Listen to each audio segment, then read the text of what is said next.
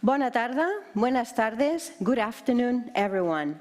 Welcome to the presentation of the projects developed by the students for this year edition of the Sustainable Challenge 2021. My name is Sylvia Calvo. I'm a board member of sustainability at moda, and I will have the pleasure of conducting this act today.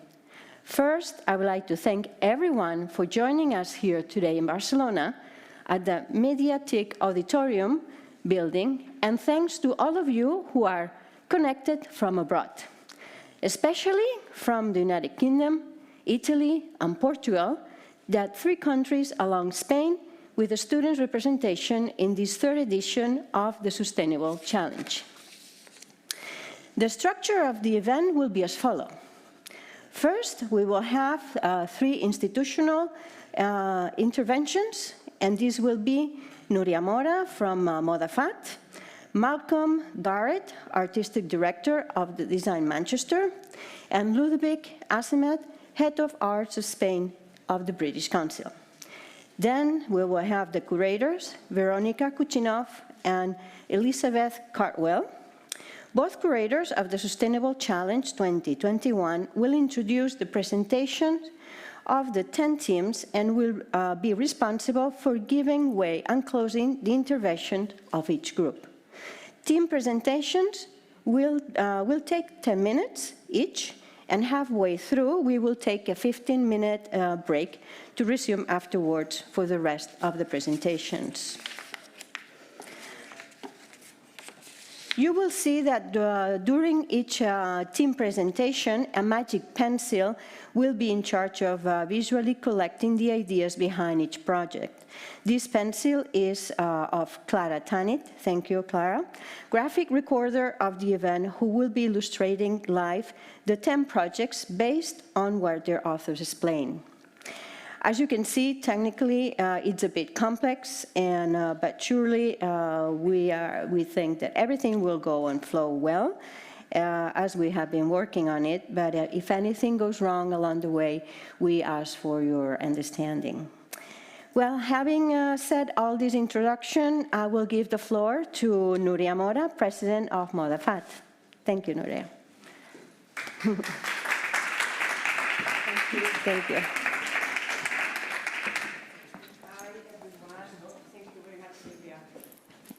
Introduction. Good afternoon, everyone. The truth is that today this event is exciting. I'm excited, and I am especially curious to discover live and from the authors themselves the projects developed by the teams of students participating in this Sustainable Challenge 2021. First, please kindly allow me to put you in context of the project. The Sustainable Challenge was born in 2019 with its first national edition. On that occasion, the students' teams took on the challenge of upcycling by developing new valuable products from post-consumer clothing waste. In 2020, in a second edition marked by the pandemic and the virtual world, the challenge that the students faced was the gender perspective in the field of fashion. It was a special edition because it was the international leap of the project, thanks to the alliance with the British Council and Design Manchester. And I would like to take this opportunity to thank them and say publicly that it's a real pleasure to have them as partners in this project. The success of this alliance last year led us to repeat the experience with this new edition.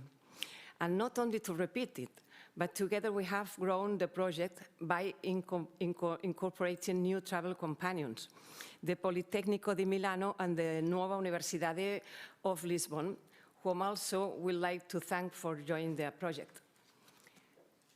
The point is that every year we are more entities involved, from more countries, more participating students, and more teams developing proposals. And this, at the end, results in more ideas, more people in favor of sustainable fashion, more signs that design and creativity are key to achieving a change of model in the fashion industry. At this point, I want to highlight one aspect that I think is very important to the project, the enrichment it brings to everyone in general, but especially to the participating students. Enrichment on the level of knowledge, but also on a personal level, because it involves meeting other people from different disciplines, nationalities, and cultures, getting to know each other and working together. Personal relationships that in many cases will last and become friends. In short, that the pedagogical dimension of the Sustainable Challenge is added to that of personal enrichment, which is especially interesting and beautiful for us. And made this introduction, I would like to share our thanks and gratitude to, first, I would like to highlight the key role in the project of Barcelona City Council, the Department of Tourism and Creative Industries, and the Design Hub Barcelona, which since the first edition have been the most important collaborators of the Sustainable Challenge to make it possible. To all participants for applying to this call and for the time and talent invested in the development of their proposals. To the schools where the participants study, and today we are lucky to have some of their representatives. Thank you very much for sharing this call among your students and for being here today in Barcelona to give them your support. To the 9 experts, thank you all very much for sharing your knowledge in the form of talks and mentoring the teams that needed it during the process and developing their projects. And most of all, a huge thank you to the curators of this edition of the challenge, Veronika Kuchinov, a specialist in industrial symbiosis and efficient resources as a business tool for the circular economy, and to Elizabeth Cardwell, fashion stylist and educator at Liverpool John Moore University. Thank you both for your dedication and for putting your knowledge at the service for these young people by leading them in the challenge of imagining sustainable products and services in the field of fashion from the application of the industrial symbiosis strategy. Thank you all very much, and I pass the floor to Sylvia Calvo again.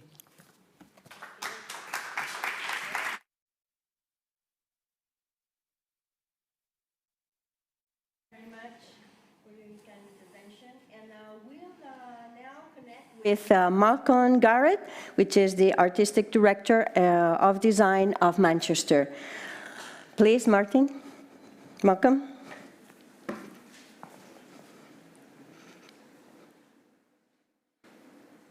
Director of Design, which is the annual Festival of Design in Manchester.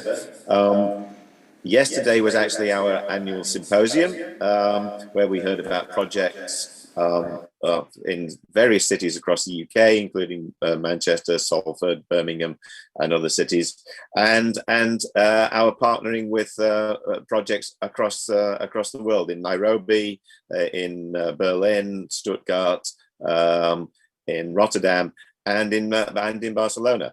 But tonight is the time to hear from Barcelona. So. This is the second year that Design Manchester has partnered with Moda and the British Council for the Sustainable Challenge. And so we're delighted to take part in this event each year.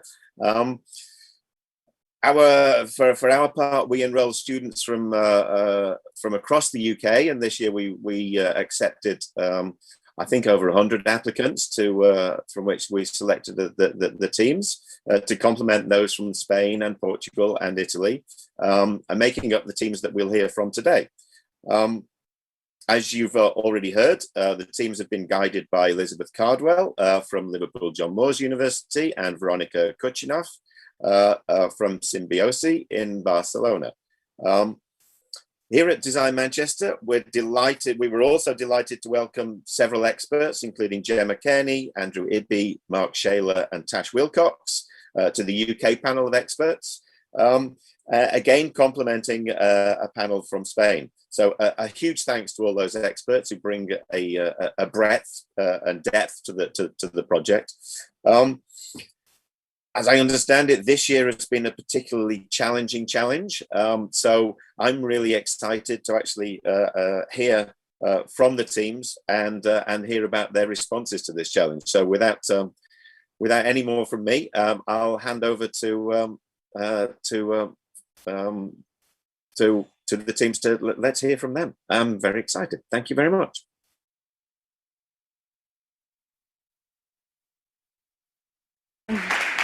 Thank you very much, Malcolm.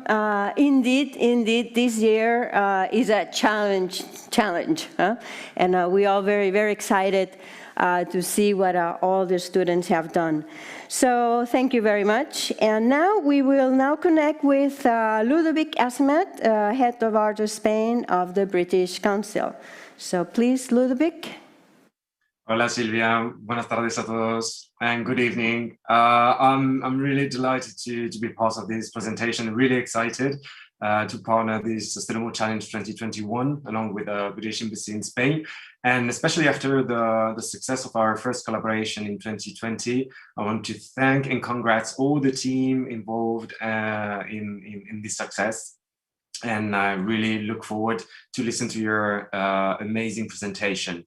I have to say that for the British Council, it's especially important to partner those challenges because 80% of the sustainability of a product is locked at the design stage. So that's why your role is so crucial in building a better future. And actually our role as an institution, as the British Council, is to bring together people from different countries and practices to create the framework for this better future. So I think it's the perfect team and the perfect family to organize on that. Just to let you know that the British Council is the United Kingdom's international organization for cultural relations and educational opportunities. And this Sustainable Challenge is part of our Circular Cultures programs in Europe.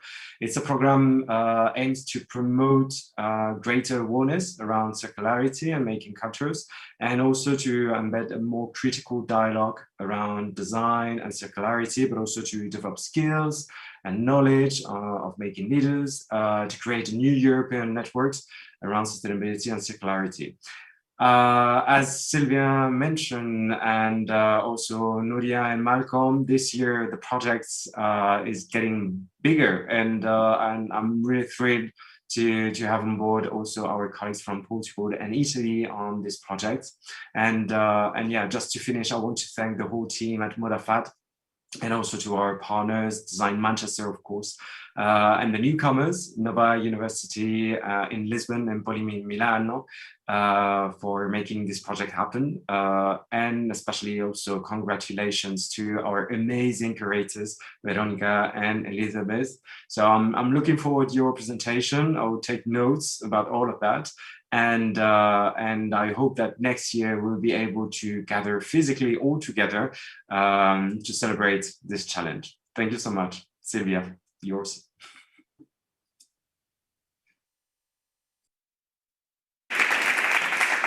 Well, thank you, Ludovic, very much, thank you. And indeed, 80% of the impact, as you well said, it comes at the design stage, is decided design stage. So that is why it's so important, all the proposals that you guys will be doing today. And yes, I will have my pencil ready to take notes about all these good proposals that you will do. And at this time, then it's time for all of you to present the projects, and we'll lead this part by the curators, Veronica and Lizzie. So I will give the word to them, and we'll take my pencil to take notes about all the nice things that you will tell us today. Thank you. Yeah, thank you, everybody. It's a real pleasure to be here, being a curator of this exceptional and very encouraging challenge this year about industrial symbiosis, here with Lizzie. Hello, Lizzie, how are you? Hello, Veronica, I'm well. Hello to everyone. This year, as you know, the challenge was about industrial symbiosis. It was a real challenging also for us, because we know that it's not an easy concept just to apply, to understand. But I think that all the teams have understood the basis of the concept, and that's why we are so happy. So we have to congratulate and say very, very congratulations of all the projects and all the teams that they did, isn't it, Lizzie? Oh, very, very, very much so. I think given the short time they've had to sort of gather all of this information, absorb it, and disseminate it into these ideas, I can't give them enough credit. As you know, what we did is explaining the concept to the teams. The teams were made about 4 people each team. They didn't know each other, so they had to get to know each other, to understand the concept, propose a challenge, and develop it in 2 weeks. So this is real amazing. So congratulations for this part. We had the help of our experts. That helped us a lot introducing the different concepts of the industrial symbiosis and related to the fashion, circular fashion. So let me say a very, very special thanks to all the 8 experts that helped us in this challenge. Here we have 4 from Spain, 4 from the UK.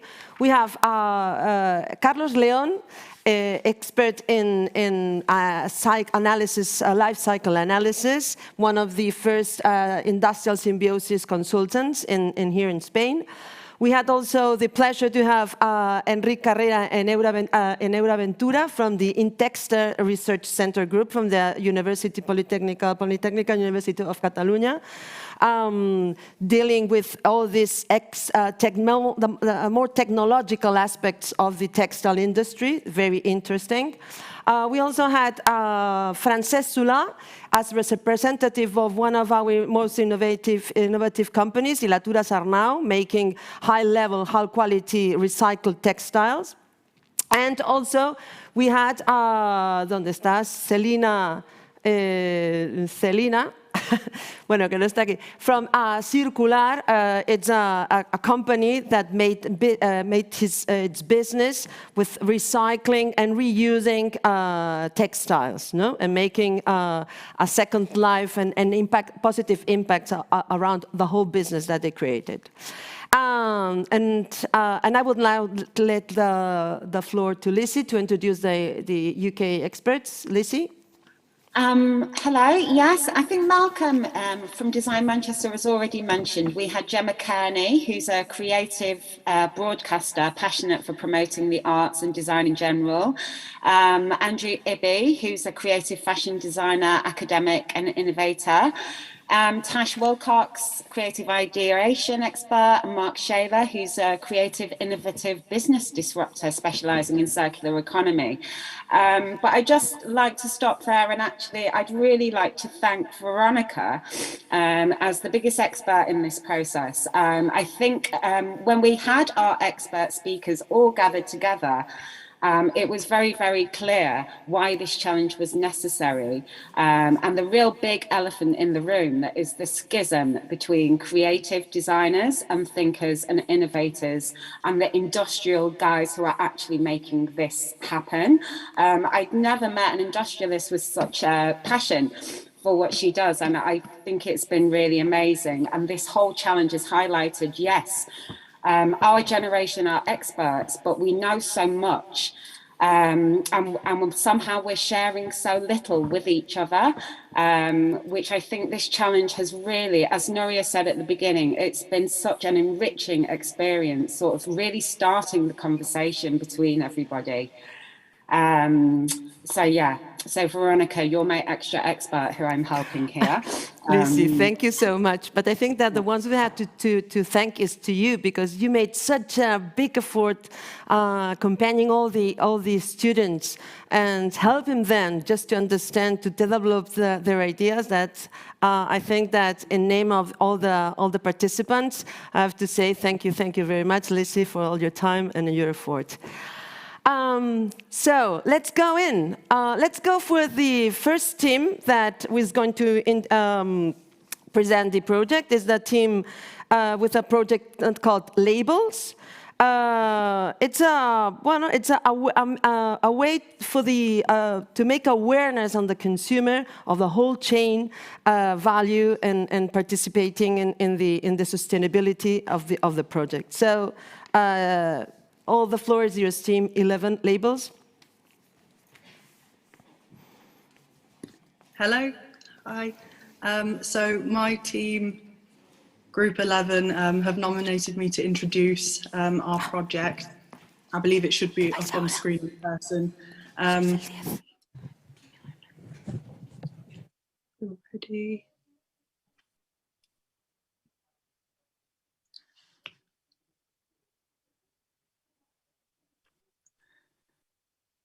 I don't know if they're happy for me to.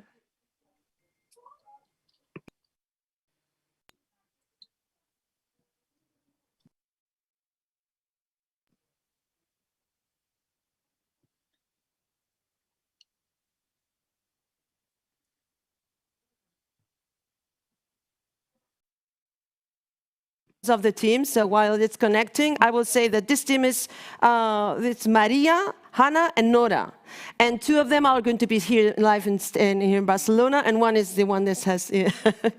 Okay, let's see if we already have this. Okay, ready, all yours.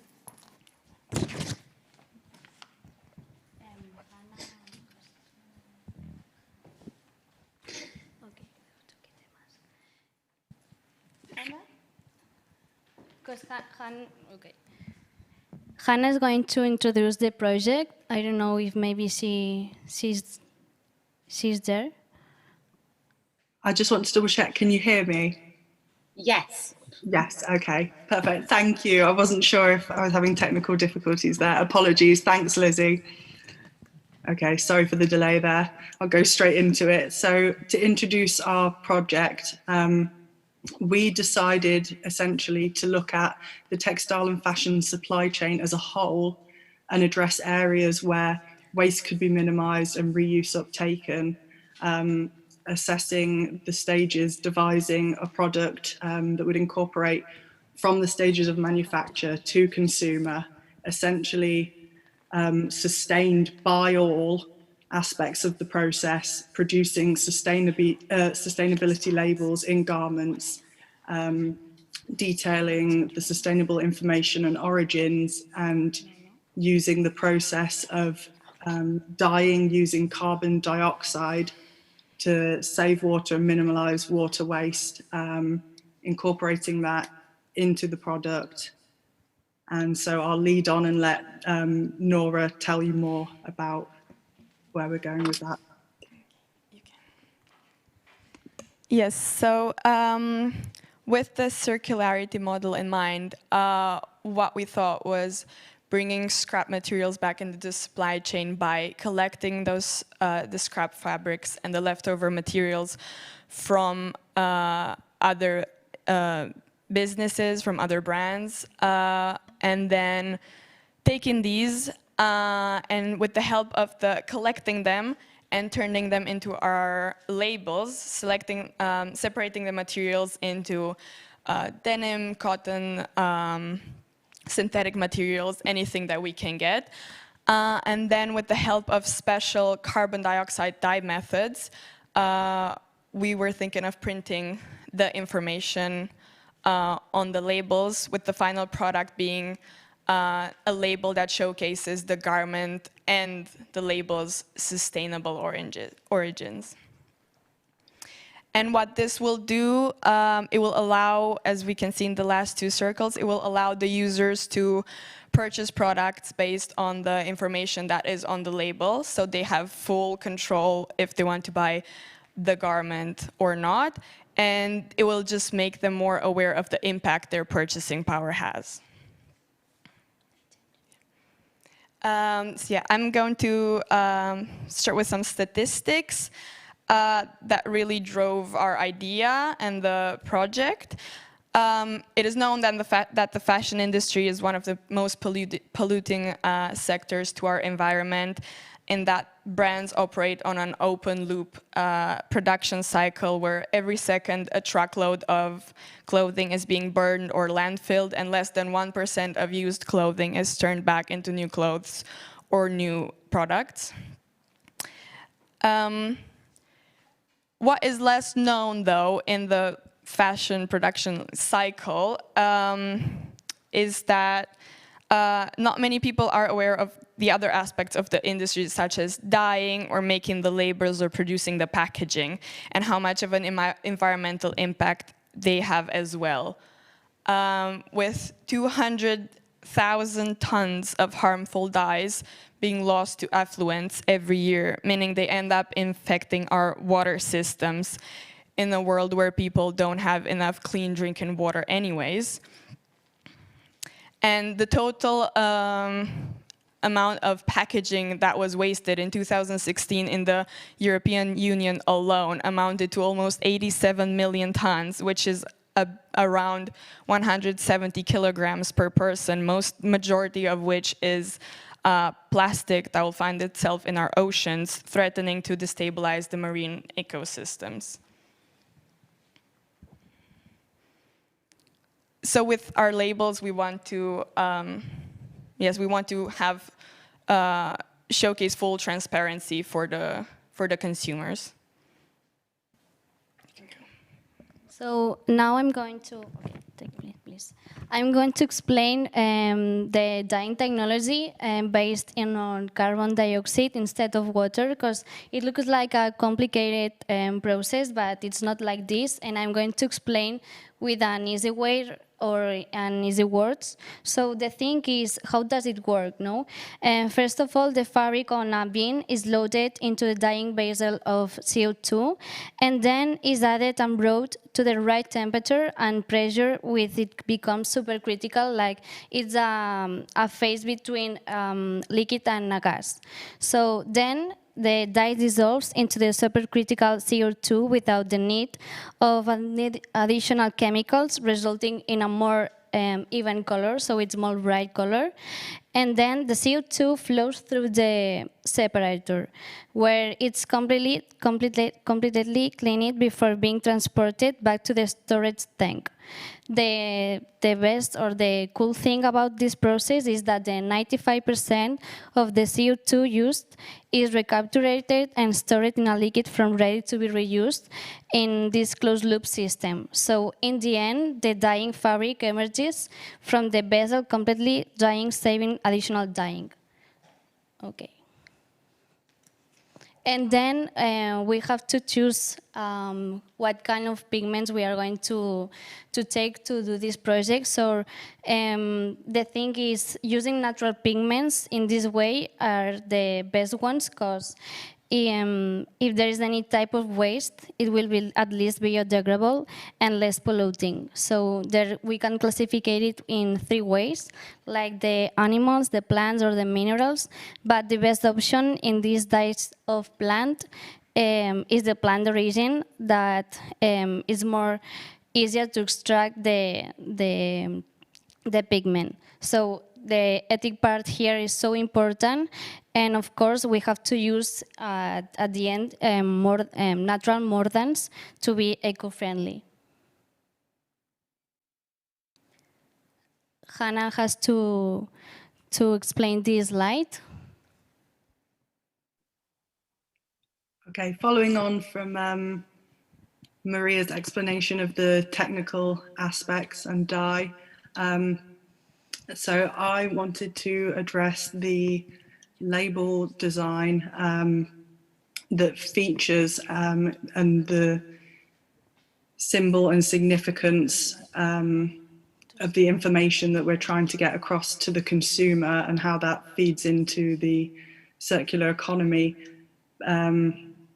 Basically, it was considered essential to create a product that takes into account the user and consumer, because they generate the need for sustainable practice and the product. And so ultimately, consumers want proof of sustainable practices, which is why it was important to produce labels that are fully transparent, that consumers can invest in, including the right symbols and information. And so labels appeared to be the ideal way to do that, because it is the first place that consumers do seek information and have trust in sustainable practices from brands. And so that's why we decided to do that and incorporate the processes that we did. Additionally, all of the processes factor into the circular economy of industrial symbiosis in different ways through different feedback loops, and particularly the fact that there's no water used in the carbon dioxide method, so that's saving huge amount of water. And additionally, the idea that reuse of materials, offcuts that would often end up in landfill, are being reinvested, reused, repurchased, taken back to the manufacturing stage, and then going through to the consumer stage. So it's saving a great amount of waste from landfill and improving reduced water. And so I think that's everything that I wished to address regarding the labels. Yeah, that is it.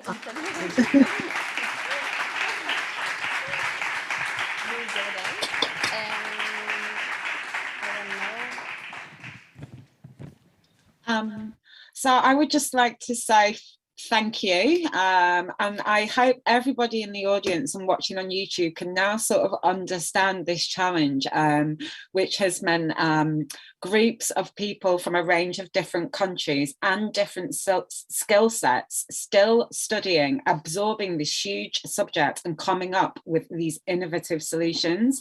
I thought that was amazing and really highlighted how sort of science, design and application can look to nature to becoming a new industrial symbiotic system.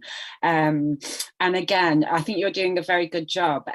Just to point out again, we are handing over what is a very broken fashion industry to this generation. And I'm really loving to see all of these systems that are being reimagined.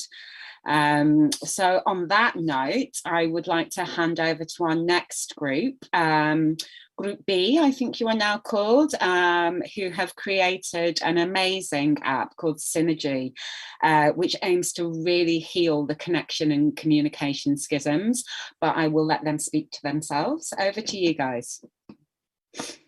Hi. Hello. Hello, just a second.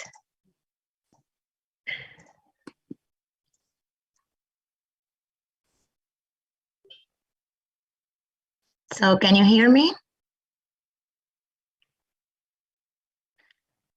Yes? Yeah. Okay. Yes. Okay, thank you. So hi everyone, my name is Pilar Pastor, I'm from Portugal, and in my group we have Emma from the UK and Isha from India that cannot be present at the presentation, but she is also a part of our group and helped us very much to develop this idea. So we are presenting you an app called Synergy. Synergy is an app created to connect different areas and organizations within the eco-fashion industry in order to catalyze the progression towards a circular economy. So, in this app, the main goal of this app is to link everyone in the fashion industry, because we think that even if we have internet or some connections, sometimes the link of specific things is very difficult. So when you have this app, Synergy, you can upload it and you can log in this app like a designer, if you are a textile designer or a fashion one, like a manufacturer, if, for example, you have a garments producer, or you are a fabric producer, or even if you are a recycling industry. Also, as a retailer, if you are selling eco brands or eco clothing, if you have a stock off retailer, secondhand, vintage, and even if a consumer, if you are a consumer interested in eco or sustainable fashion. So through this app, we create sustainable opportunities. We are linking everyone in the fashion supply chain. And in this app, you can truly practice the recognition of the fashion chain. You have here the space to rethink, reuse, rewear, repair, resell, recycle, but most important of all, reduce. So there are 4 different ways that you can log in, so different account types. So the first is a manufacturer profile. The second is a slow or eco fashion designer. The third is an eco-friendly consumer. And the last one is a recycling company. So this is our kind of initial login page and then a mock-up of the app. So next slide, please.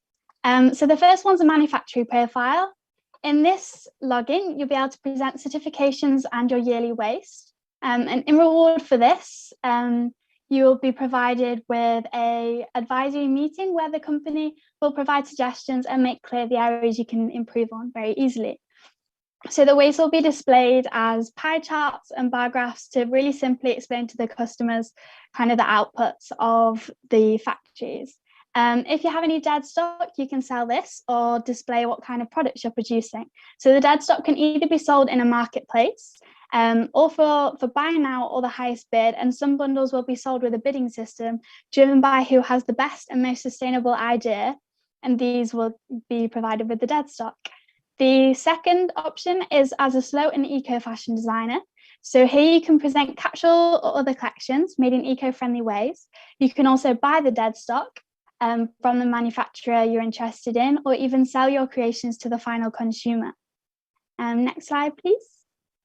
So the third one, is the eco-friendly consumer. So here you can search more about the factories that are producing your garments and evaluate as to how sustainable a garment is, and to help you figure out generally where the most eco-friendly places are to shop. You can also navigate through the eco-fashion designer's work and buy these garments that are made from the dead stock. You can also search for factories that accept secondhand clothing so that you can recycle your old clothes and avoid landfill. So we're actually going to give gift vouchers in exchange for the consumers providing their clothing for recycling. And these gift vouchers can be spent during the store, so for dead stock or for the clothing produced by the eco sellers. And you can also browse transparency and traceability reports. So regarding to the recycling company logged in, or the people that are interested in the recycling topic, the end life of textiles makes significant contribution in polluting the environment, as we know. So to retreat the waste disposals, we have provided an option to access for recycling companies where factories, consumers, and designers can access. Recycling companies will present new solutions and process to recycle specific fibers and wastes, which they can search for collecting different wastes and fibers to recycle. Lastly, there is going to be a award season from the app development company to give rewards to the manufacturers and the designers that provide sustainable benefits to environment from their production, process, or progressive collections. So the people that are having the most eco-sustainable behavior and participating actively in the app will be rewarding with the awards. This is the board that we're going to use for the exhibit. So just kind of summarizing the the visuals of the app, as well as kind of the general aim of what we want to do. So to conclude, with this app, we're helping the fashion and sustainable world to connect. The option for this connection is infinite. Together, we can reduce greenwashing, increase traceability, increase transparency, educate both consumer designers and manufacturers, link people to better connect textile recycling ideas and services, and give waste a second life, or even try to improve the zero waste idea. But most of all, to create a social impact and trend the hashtag synergy. Thank you for listening. Thank you very much. Thank you.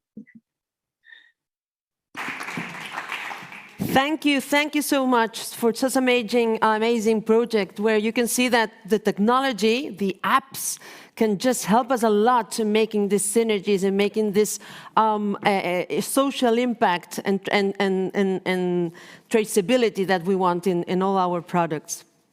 Congratulations. Let's move to our next project. Our next project is represented here with one only person, is Alex. He's here in live in our stage in Barcelona.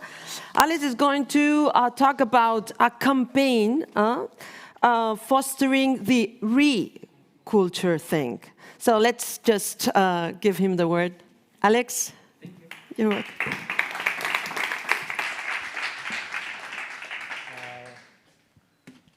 Hi, yeah. Hi, my name is Alex, and I'm introducing myself as the only member from Team 8. Now we okay. I'm started again. Hi, my name is Alex, and I'm introducing myself as the only member from Team 8. Now we show you my proposal that it calls Remaze. How we can reach the circular economy in a consumer society? If we make a sustainable consumer, industries will be forced to be sustainable too. The Remaze is a sustainable initiative aimed at nowadays that will project a new shopping concept and plant the seeds that are becoming the roots for the new sustainable consumer generation.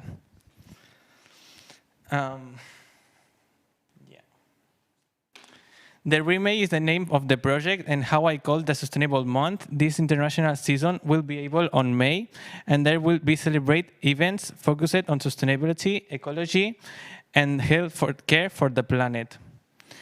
Truly, this is an utopia idea, because the planet is not ready for that big sustainable changes, but now it's time to go for it. 20th century is living the most important social changes, so can we make a little step forward and change the classic consumer to a sustainable consumer? Okay. Why we are just breathing in problems and not breathing them out? The main idea for this project was to create an experience that helps the change from consumer to sustainable consumer, because sustainable consumers are responsible and they take care for the planet. So let's look the capital system to see the actual mistakes. Here we detected that was a big organization mistake. The planet is on the bottom and needs to be on the top. That means the planet has got more sustainable inequality than the top statements. Can we be more emphatic? Just think we are the planet.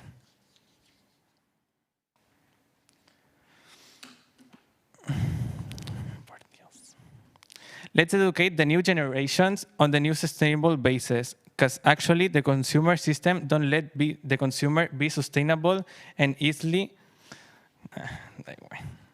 Like this clear example from greenwashing, and that's not okay. Can we educate the responsible consumers in a sustainable routines? So how we can get the big business sharks by the hook to turn the system around? Easy, rethinking and reusing the same marketing strategies that sustainable way.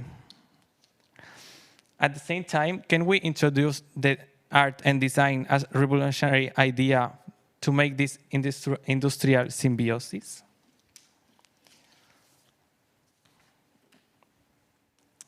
Es que hacer esto solo, Cari. There's no doubt that people spend more money on these seasonal discount shopping days, obviously, because everyone loves a good discount. But truthfully, that's the business who wins from this discount. So why there are seasons like to celebrate like Christmas, Pride Month, and not for the sustainability? The Remake is born to kill these bad shopping habits, using new marketing strategies inspired by rethinking culture that will celebrate conscient consumers that values the symbiosis with big industries and local artists. Why I decided to call it Remake? Like the big marketing strategies, Remake is a word game to be catchy, inspired in sustainable basis and the May of month. This season might be different and fashion events, sustainable collections, and ecological purposes. The Remake is a new shopping lifestyle concept that's created to be sustainable success. I'm for sure that everyone is going to shopping on the new shopping season because everyone loves shopping. So if we can do it, why we can do it? We don't make it sustainable.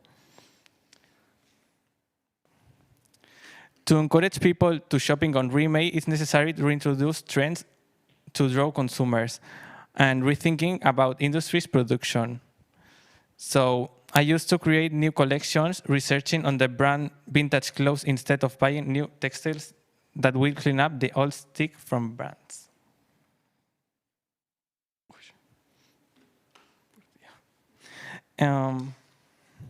Sustainable consumer prefers Remake collections because they are not fast fashion, they are unique and exclusive clothes. This symbiosis with local artists and the industrial designers will approach the consumer to best quality service, new shopping experience, and a storytelling product. Because nowadays, consumers need more attractive clothes and define the difference that what is exclusive and what is fast fashion.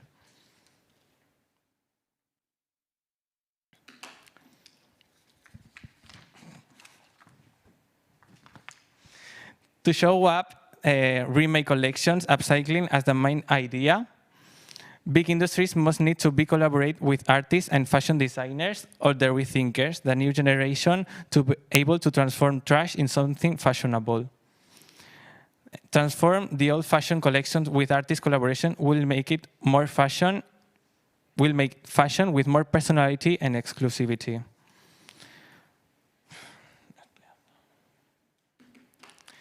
How we can Remake collection be on a sustainable way, international and focused to educate the consumer? Online marketplace becomes the new shopping area where all the world have access.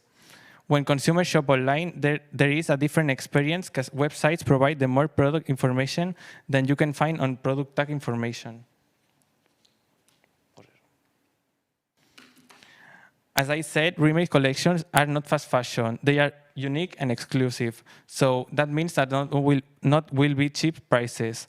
Upcycling from vintage stock save up industries to buy new textiles. So consumer, what is really buying is the remaker's labor. These new clothes elevate price. Okay. Yeah.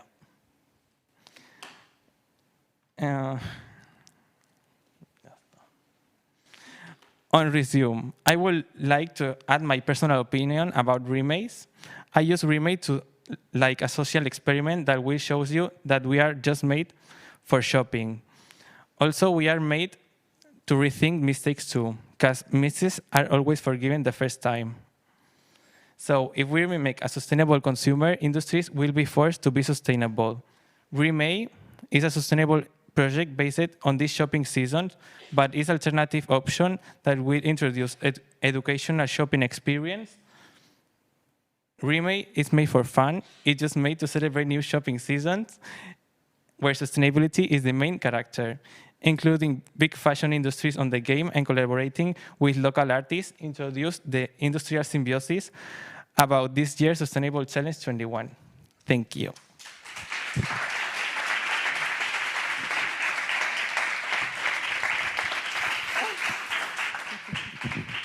Oh, Thank you so much for that, Alex. And I think, as everyone could probably see, Alex was stood on his own there, and he's managed to create that entire project as a team of one. So, Alex, if I was your team member number 2, as I said, I would continue your May month, and I would start the Symbiosis September month. And I think it's really, really important for creative minds like Alex's and free thinkers to really turn sustainability into the next level, where substance is the new style. I think the way he's communicated those ideas could have real impact. And I don't know if anyone's seen, but it's took Kate Moss's daughter Lila Moss to buy an electronic car, which was actually invented in the 18th century to make the world take notice. So thank you for that, Alex. Your voice is really important, and your visuals. So now I'm going to hand over to Alice, Mina. I think I am. Yeah, Alice, Mina, Leah, and Carol, who are going to introduce their own creation called Tesseract.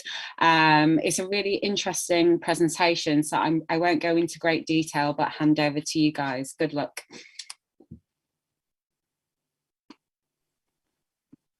Hello, thank you. We're just having a little problem because Carol is trying to enter the video call but isn't admitted yet. She has opened the link, but can someone admit her, please? In the meanwhile, you listen to us properly? Yeah. Okay, we're all in. Oh, finally. Thanks. Okay, I'm going to share the screen, right? Mm-hmm. Mm-hmm.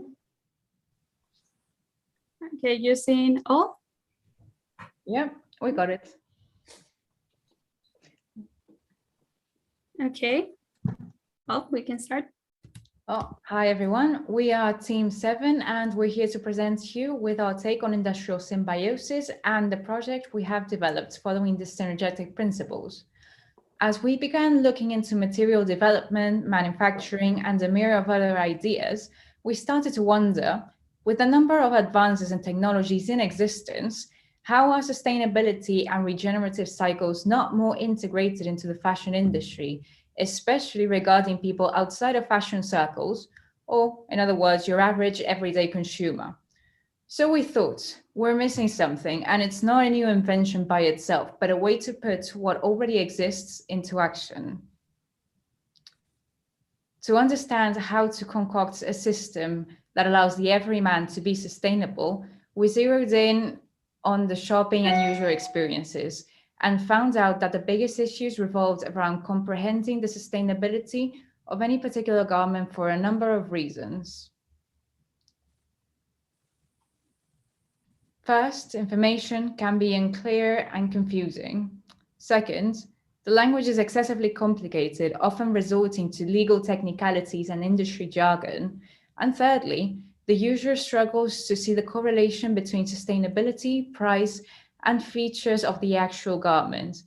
Either after some back and forth, we developed this project, which we have named Tesseract, to make evaluating the origin and journey of clothes more effective and accessible to the public. Now, my colleague Marcela will illustrate how Tesseract benefits the implementation of the UN's Sustainable Development Goals.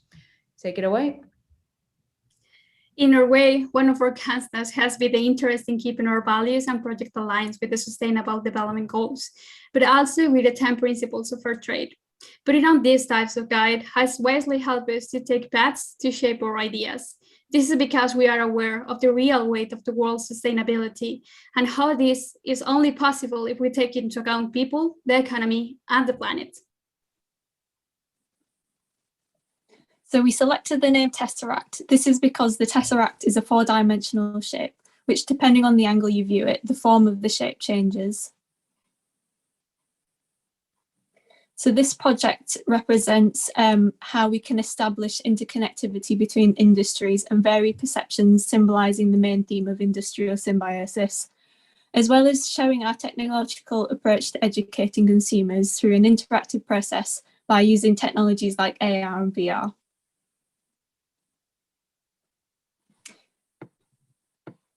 As a starting point, we intend to create a platform that offers access to reliable information about garments that are published on the same site, as well as in-depth explanations on methods and materials used within the garments we buy. To ensure that this project would be successful, we will collaborate with fashion brands and retailers so that they are able to promote their products on our platform at the cost of transparency and traceability. As a team, we created some mock-ups on how we could deliver this information to consumers when creating the platform. This is a simple illustration of what our homepage will look like. It will include 4 icons. So we will have the reviews icons, which show various interviews with experts and other customer reviews so that users are able to view reliable opinions. The search bar is an opportunity for users to explore brands, manufacturers and processes used in the production who have shared information on our site for the further independent learning. The About Us icon provides extra information about us and how we obtain our data. Lastly, the regulation information icon, so that consumers are able to understand important laws and regulations related to the fashion industry through the simple use of visual diagrams and written posts.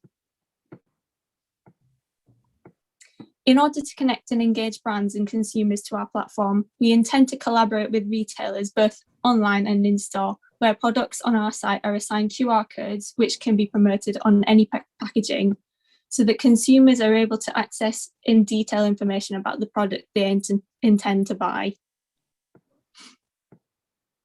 When the QR code is scanned on our in-app camera, icons will appear underneath an image of the garment.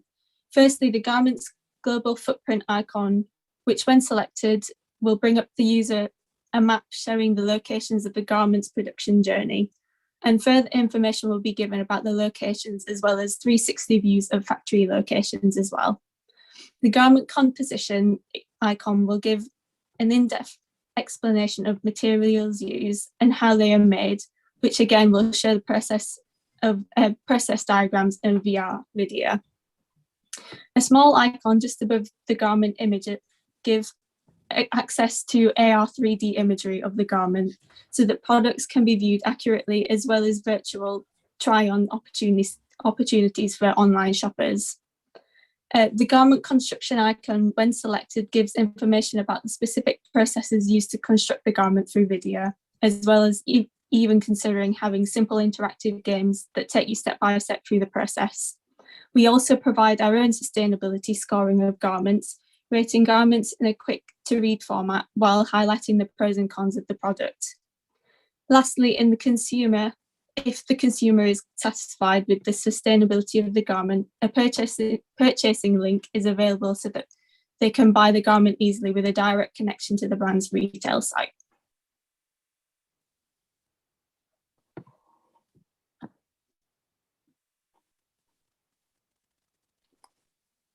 So our proposal could act as a trustworthy organization for people by displaying our logo on tags and packaging. In fact, we will ensure consumers that the products they purchase are transparent and made ethically.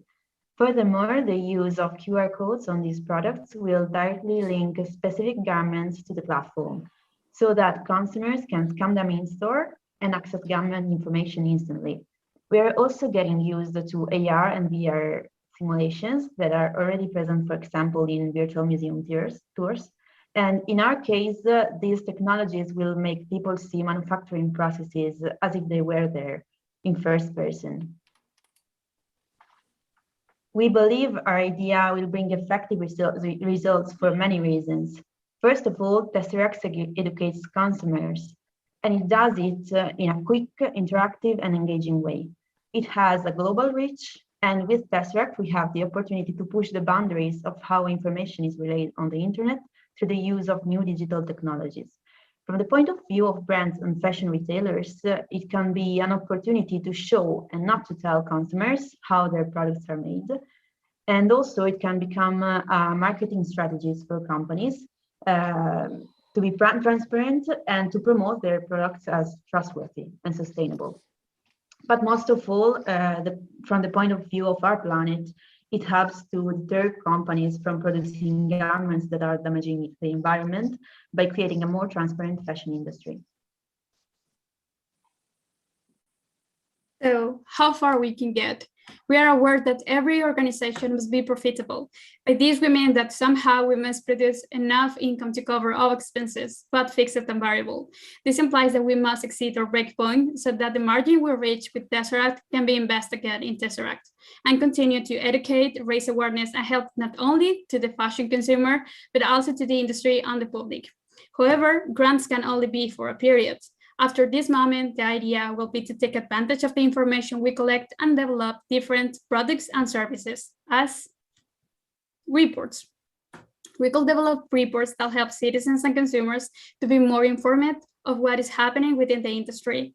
At the same time, this type of report could be useful for those companies that want to collaborate with us and benefit from an external advisor that analyzes not only their data, but also data from other companies to find best practices. This being a useful tool to promote innovation within the textile sector. We have interviews. What we want to achieve with our project is not only to make visible, but also to talk to the people who develop these products. With all the people within the supply chain, this means that the interviews will not only be of the workers of the most exploited levels, such as those in charge of sewing, cutting, and ironing. We also talk to farmers, CEOs, managers, shop assistants, transporters, and so on.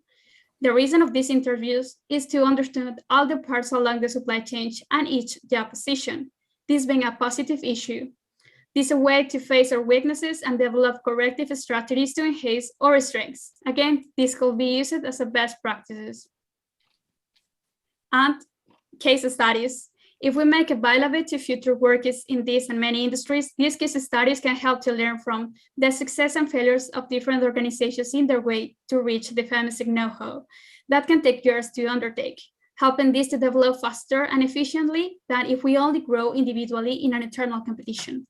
Also, we must highlight that all this will be possible through the alliances with other entities and organizations. Since has been observed in recent years, it is through collaboration and cooperation, this famous symbiosis, that we can approach sustainability and a more circular economy. Tesseract is not only a tool for society, also could collaborate with economic growth.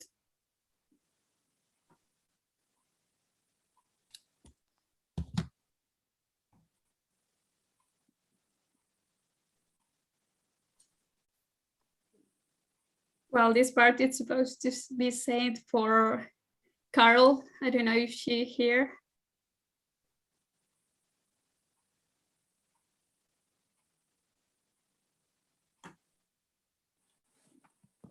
Hello. Is she still there?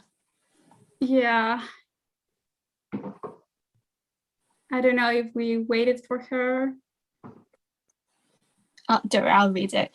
So our whole project is to engage people in the learning process, bring together people and the industry together to create a circular economy loop.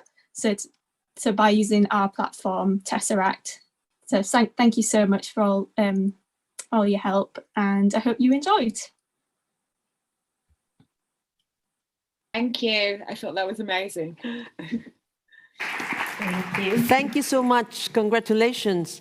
As you have seen, data is essential in the circular economy because we have to know information about the materials we are using in our economy so we can be able to manage them. So these types of solutions not only brings a clear idea of the necessity of this data, of this information, but also it brings us to the collaboration between the whole chain, manufacturers, designers, consumers.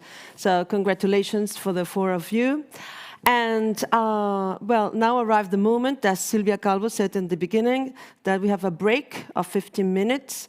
One more team. Oh, sorry, it's not the moment for the for the breaking. Sorry. Yes, we have team 6. Okay, team 6.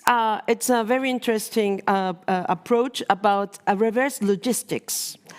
Although maybe they don't know that the name is this. But let's have a very welcome to Margarida, Rui, and Yuhu. They're here.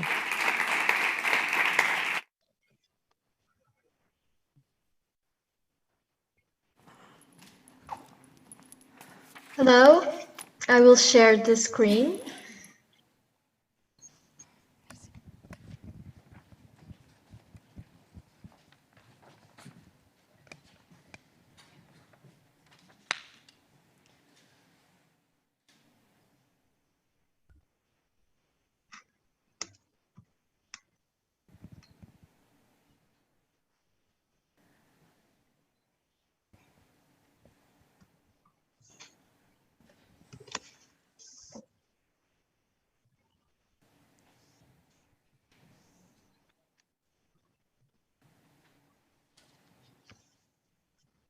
Can you see the screen?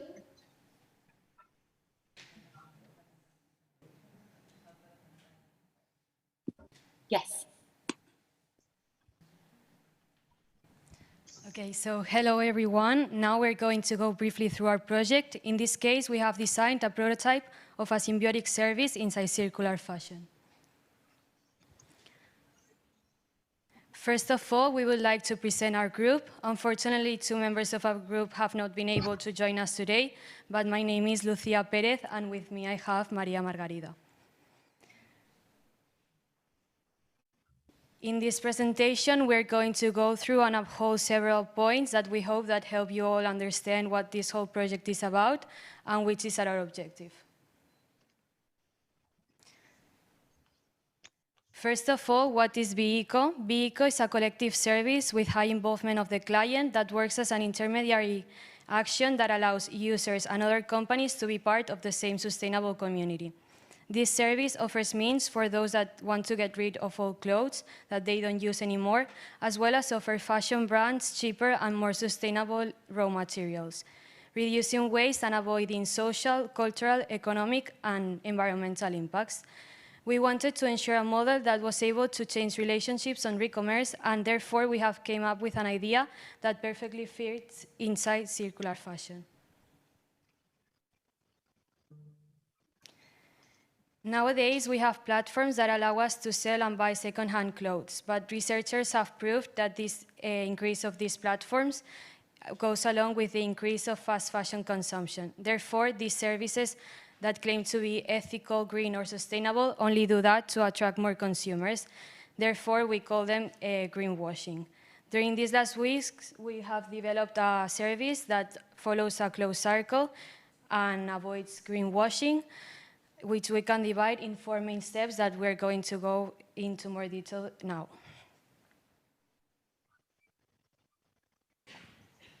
So the first step is the collection of old garments. So users bring old garments to collection points, so clothes they don't use. Then clothes are widened, and depending on the amount, users get a discount. So the second step is the classification of the fabrics. So buttons, labels, and zippers are removed, and they will be further recycled. Garments need to be classified depending on the fabric, and it's very important to stress that we are looking especially for cotton, and then fabrics are cut into pieces. Regarding the collection points, in first instance, they will be in universities, since our target markets are university students, and also they will be in Barcelona. Of course, that if the project is successful, we will expand to other cities and even to other countries. Regarding the buttons and zippers, I said before, the money obtained from them will be reinvested on research, teaching, and learning in the universities. The first step is the transportation and manufacture. So fabrics are sold to near factories, and companies with the necessary machinery will receive the fabrics. And the goal is to design and manufacture new recycled garments. So, and what machines are needed to recycle clothing? So it's needed a machine for the cutting textile garments, a machine for extracting textile threads, and a machine for carding cotton. Fourth and final step is when recycled garments are sold stores. So here we can see the perfect the cycle in the circular economies, and users are able to buy new garments with discounts, and this allows us to promote participation, raise attention, and increase users. So overall, our mission is to establish strong relationships with companies and users, creating a thriving community. Our vision is to create a future in which there is no waste by the hand of industrial symbiosis, and our values are mostly related with people, technology, innovation, community, and transparency. Regarding our economic plans, so we thought that an average weight of cotton piece weighs 150 grams. It can be more, it can be less, and clean cotton worth 35 centimes a kilo.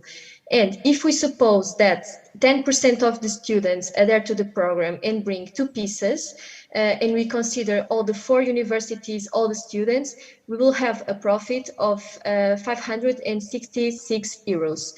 Regarding the costs, we are considering a fabric expert, and we will pay him or her 10 euros an hour. We are as well considering renting a truck and also other expenses.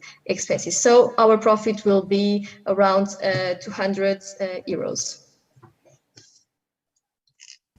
Okay, we all know that nowadays fast fashion lacks of transparency, so we have given major importance to create full visibility, not only creating a sustainable service, but also making users more aware about the final status of their garments, rather than about new garments that will be out of fashion in a short period of time.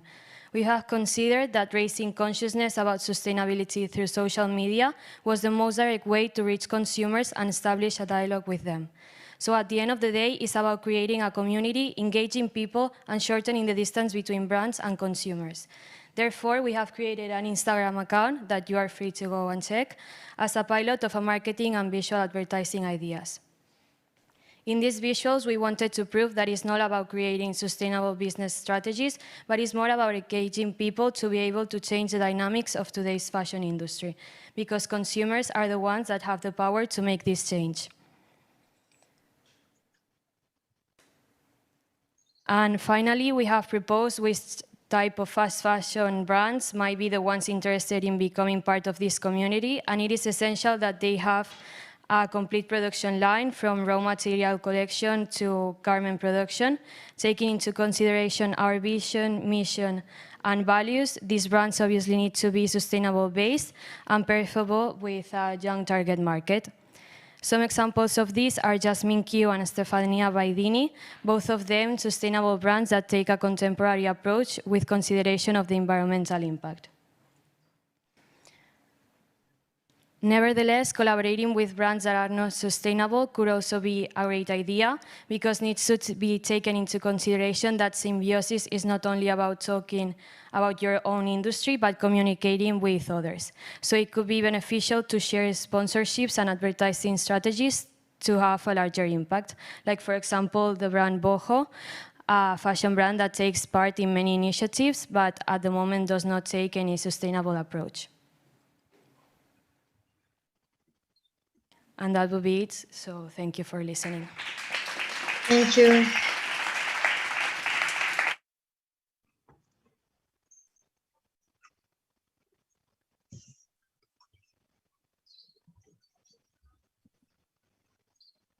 Okay. Thank you very much for this fantastic service. Oh, Lizzie, you're here. Okay, fantastic. Oh, yeah, sorry, I wasn't sure if there was a mix-up on the break. I just wanted to say I thought that was brilliant. Thank you. And now I think I'm handing over to you, Veronica, am I, to introduce the break? Okay, yes, please, do it. No, finally we have the break. Now we can do it, okay? But don't move too far, because afterwards we have 5 more presentations, and you cannot miss them. So don't go too far. See you in 10-15 minutes. How many? How is 15? 15 minutes, okay? See you. Don't go too far.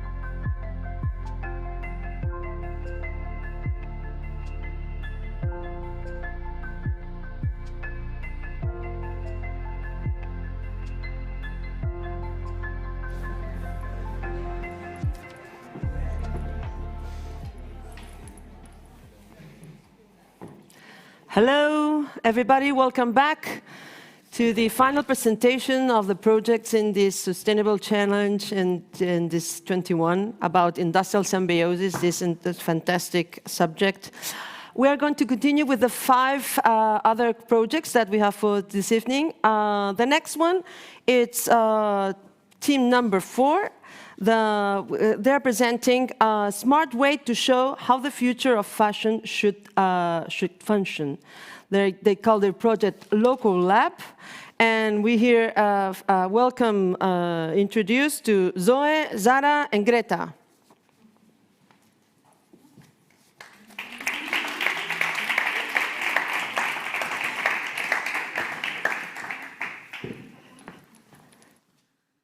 Thank you. Do you hear me? Perfect. Are my group members here? Yes. Okay, great. So are you sharing the screen?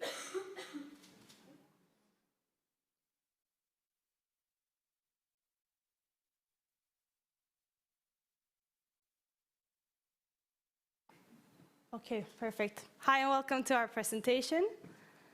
We are group 4. And we are the creators of Local Lab.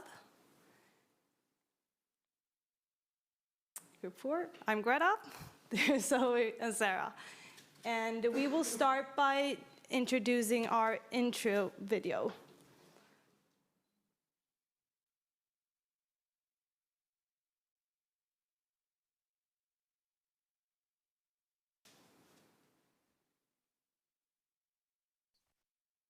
There's supposed to be sound here. I don't know if that... Okay, so maybe can you start from the beginning? Yeah. Hold on. Yeah. It might be because you have headphones. Oh, yeah.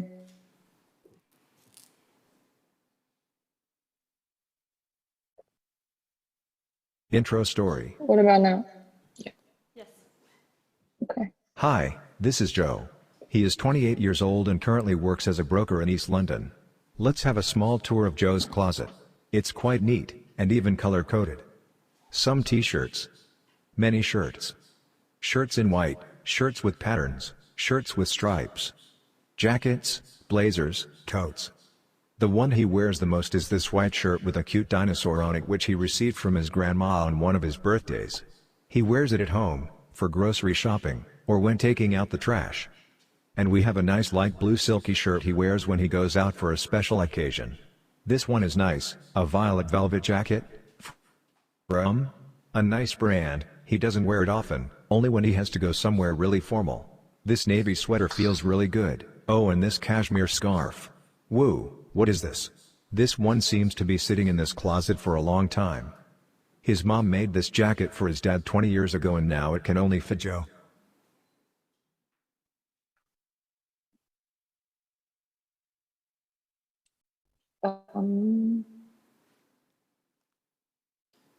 This is weird. Hold on.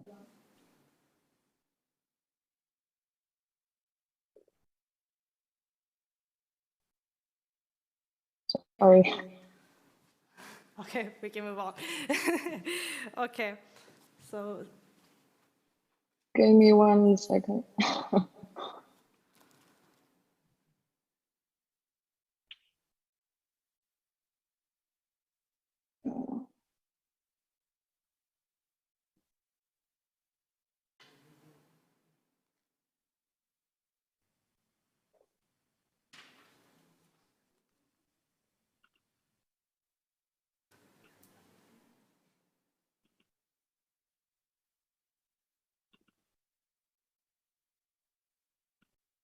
Sorry.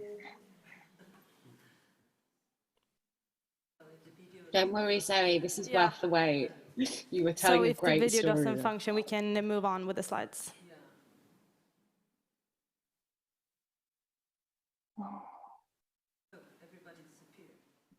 Great.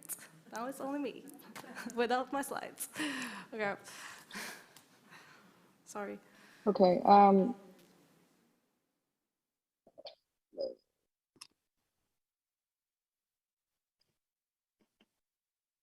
Okay, let's just go with our slides then.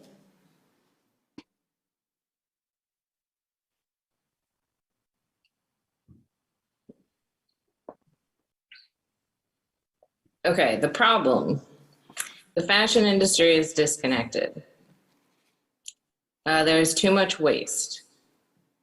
In 2017, producing and handling all clothing, footwear, and household textiles purchased by the EU used an estimated of 1.3 tons of primary raw materials and 104 cubic meters of water per person. 85% of these materials and 92% of the water were used in other regions of the world. And it is also not a circular system. We believe that a solution needs to be developed to make it easier for companies to communicate and collaborate locally to create a more circular and sustainable industry. Okay, so why are we doing this? We have found that the fashion industry is disconnected. There is an enormous lack of collaboration and communication. We believe this is a central problem of the industry and a challenge that needs to be solved. Clothing has less value today due to the throwaway culture, and we believe that we need to invest more emotional meaning into clothing to make it last longer. In order to achieve changes in consumer behaviors, we need to educate and spread awareness. We believe that if people will be more aware, they will take more responsibility. So how are we doing this?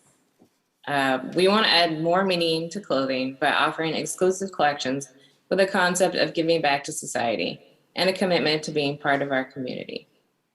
In terms of doing this in a sustainable way, we favor collaborations within the communities, connecting different partners that can act together to create sustainable projects and collections on a regional basis. By creating these local collaborations, we are creating a more sustainable fashion system. To minimize the carbon footprint, we also want to cooperate with local facilities, such as recycling stations, to make sure we are closing that loop.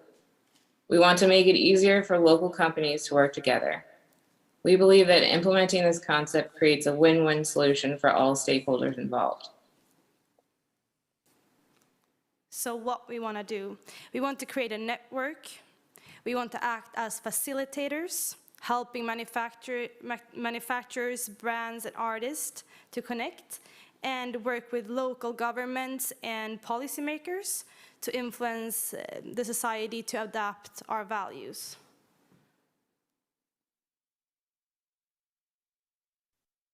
So we are proposing local lab.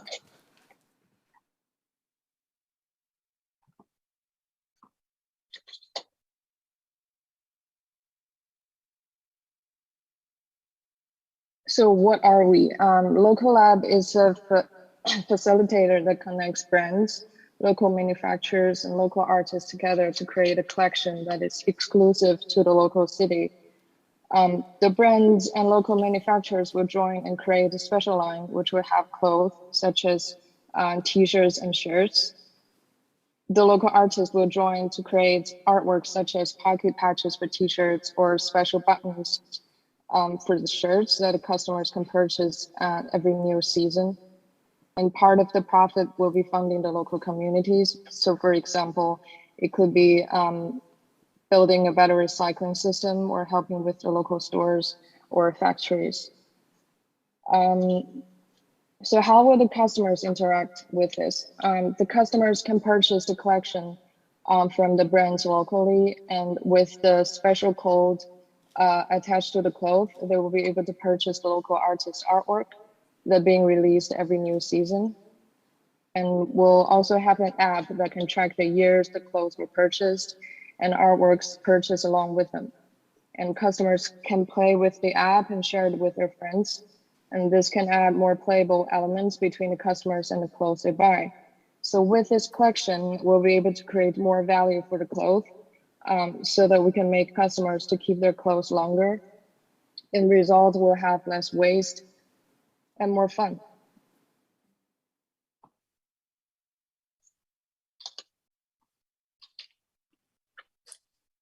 And our goals. The purpose of the collections is to show how the future of fashions should function. To eliminate water and carbon waste, to bring communities together, to educate industry, consumers, and society. To convey this concept and get more members to be a part of our network. And to give back to the community through grants and implement this concept on a broad scale and to create a new normal. So to go back to the topic this project is about, which is industrial symbiosis, we are contributing to this concept by focusing on connecting, collaborating, and working through all parts of the fashion process. Thank you so much for your local help. Thank you.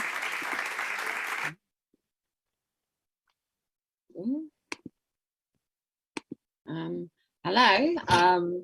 I don't think anyone can see me, but I think you can hear me. Yeah. Okay. Well, just to finish that off, I just wanted to say thank you so much. I think that peer-to-peer approach to the problem. Oh, I think you were about to see me. Hang on. Oh, hello. This is ironic considering what I'm about to say. Yeah, I think peer-to-peer, that presentation was clear how you can communicate things that the experts of our generation perhaps have not. You explained and simplified that extremely well with your pictures. The technical difficulties were really annoying, interrupting what was an amazing story. And I really, really hope that the organisers can post that after the event. But even with the technical difficulties, your slides continue to just really illustrate really successfully, to the point that as I was watching it, it was really hard for me to remember how this is such a problem in the first place, because you explained it so clearly. And just to add to your own summation, I think connection and collaboration is key. And I think you guys communicated it incredibly well, especially in turning a big problem into a small problem by breaking it down and having a local, more community focus. You fill me with faith that your generation is going to hand over an immensely improved fashion industry to the next. So well done. And now I would like to introduce our next team, who are Ali and Sarah, and their slant on the problem takes a post-colonial cultural angle and brings a visibility to bed linen, which we all use but rarely pay attention to. I believe it's a pre-recorded video. They're not in the building, so I'll hand over to the technicality world and hope that it suddenly appears. Thank you. Oh, okay, so I'm not quite sure if the video is going to appear. I'll take a graceful pause. Hello, I'm not the technical expert, but I can say that we have technical problems with the video. So what we could do now is just to move to the next one and wait for the solving technical problems to become here, and then we can see the video. Okay, Lizzie, it's okay to you? Yeah, okay, so I believe the video was Ali and Sarah, so the next group, I believe, are Paloma, Louisa, Sophia, and Eleonora. Yes, they are team 2. Their project is Linger to Matte, on Matte, sorry, And it's amazing. It's about putting the technology at the service of the design. So all the floor is yours, please.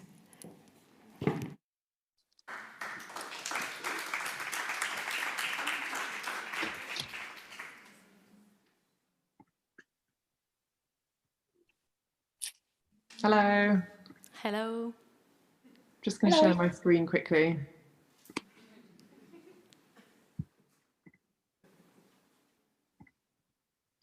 And you can see and hear me okay? Not yet. Oh. Okay. Are we good to go? Yes. Okay, great. So welcome to our project, Linger on Matter, a speculative research project on interactive lingerie made with biotech, able to store and harvest energy from noise and movement on the same wavelength with humanity. I'm really sorry, we just have to let one of our members in, if that's okay.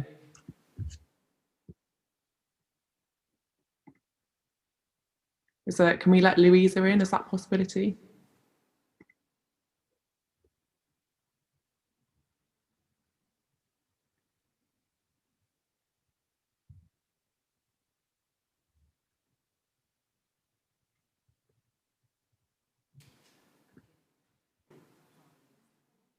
No? Luisa is not connected. But Ele? Let me just check if LA is as well. I'm not sure LA is either. 1 second.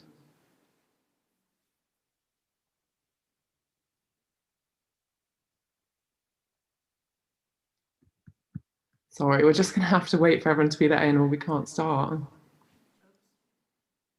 Don't worry, Sophia. You've jumped in over a technical difficulty, so we can all wait. Okay, fab.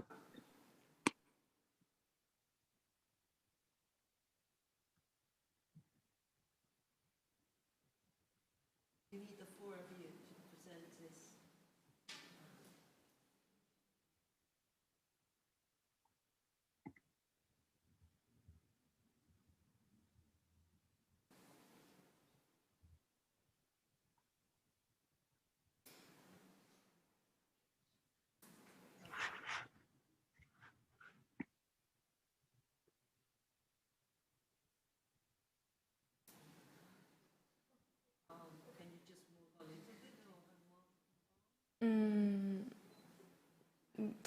No, no.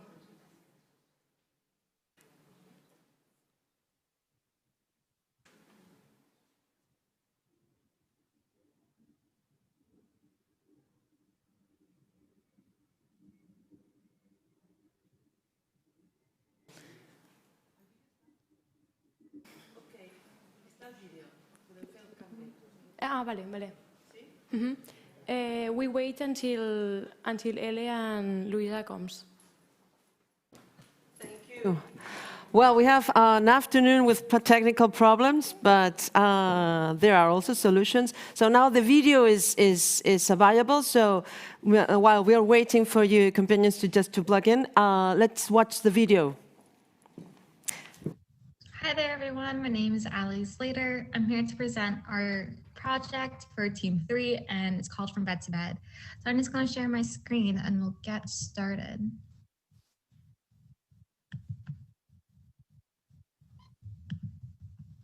Sorry, 1 second. There we go.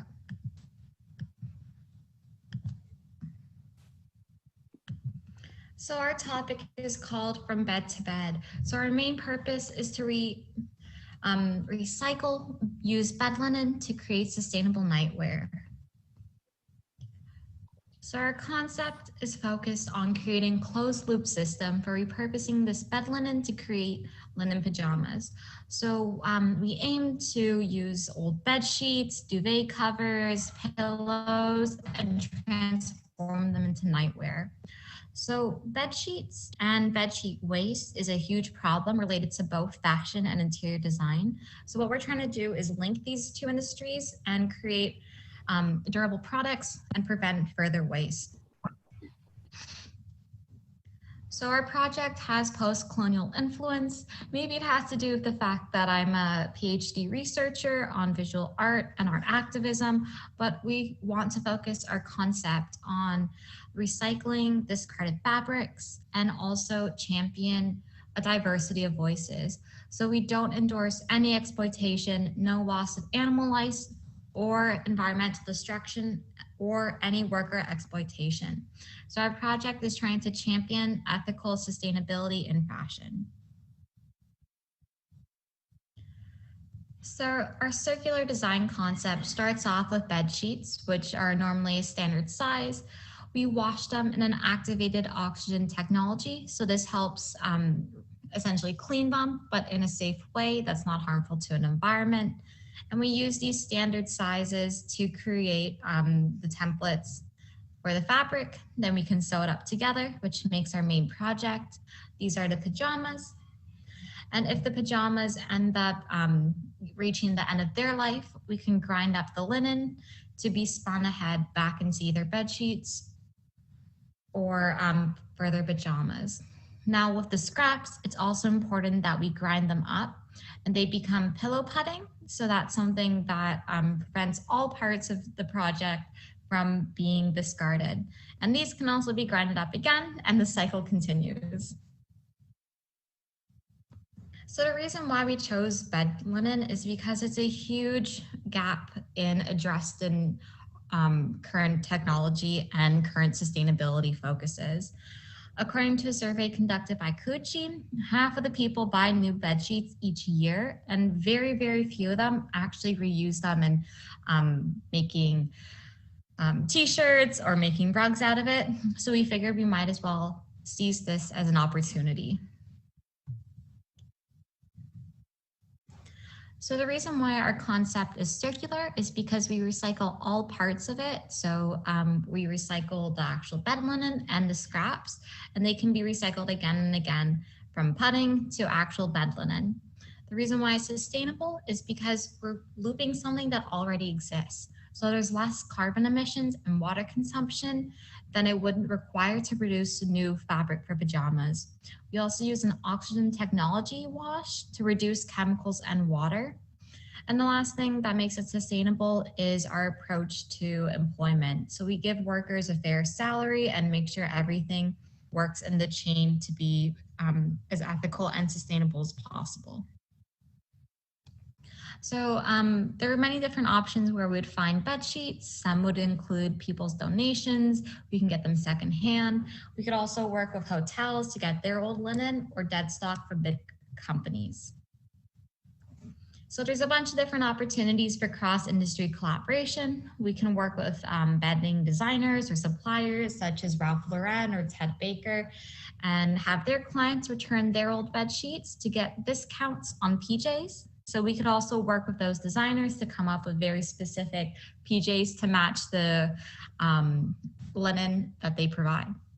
Another option could be the healthcare industries. So we could partner with charities, hospitals, retirement homes to help reuse their large amounts of discarded bedding and create pajamas for the people that they care for.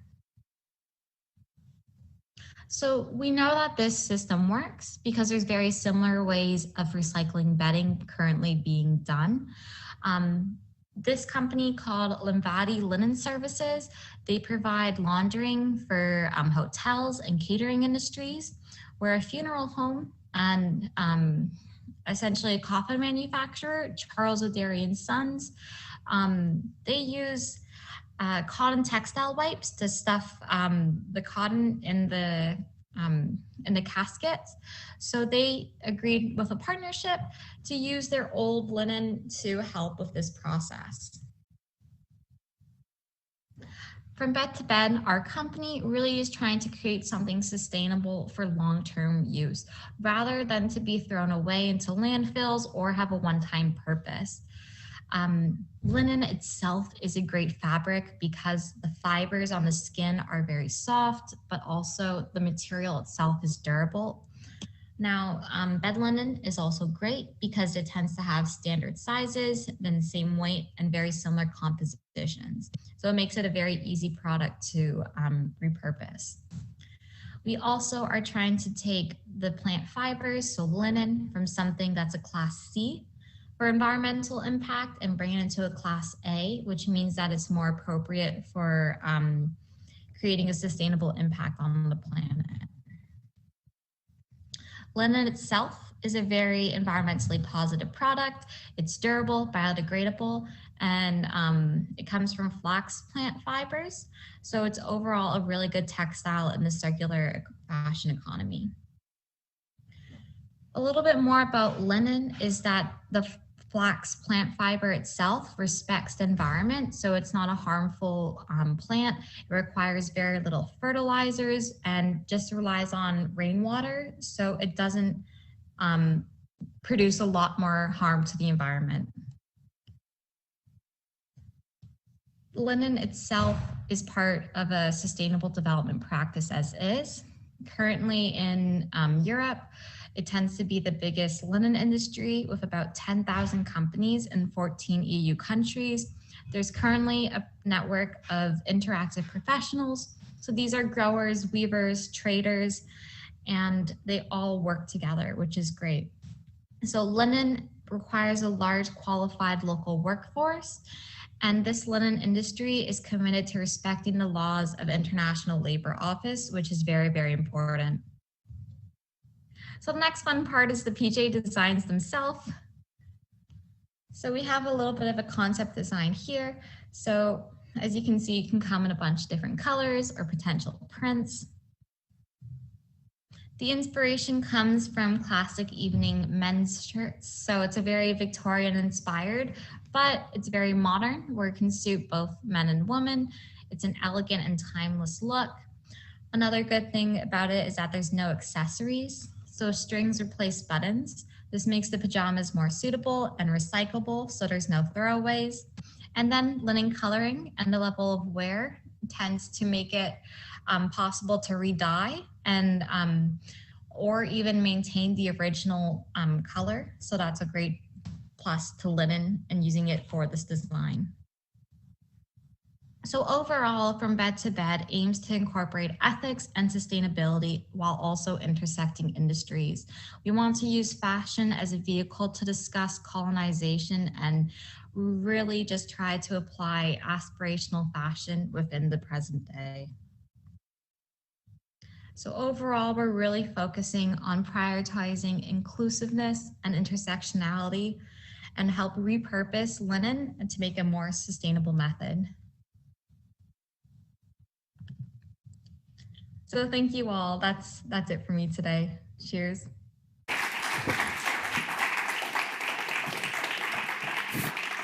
Thank you, Team 3, for this video of the presentation of your project, where it combines the business opportunity coming from waste from other types of industries, like hotels, like hospitals, whatever, and on top of that, made of a very natural and regenerative material, like the linen.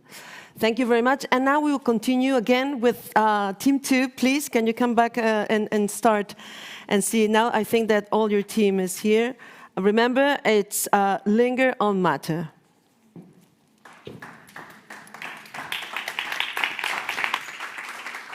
Sorry for the before problems. Okay. Hi, Eleonora.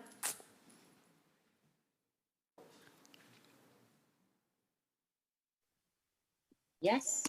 Yes. Yeah, okay, great. So welcome to our project, Linger on Matter, a speculative research project on interactive lingerie made with biotech, able to store and harvest energy from noise and movement on the same wavelength with humanity. I'll introduce the team briefly. I'm Sophia from London, and in our team we also have Louisa from London, Ele from Milan, and Paloma from Barcelona.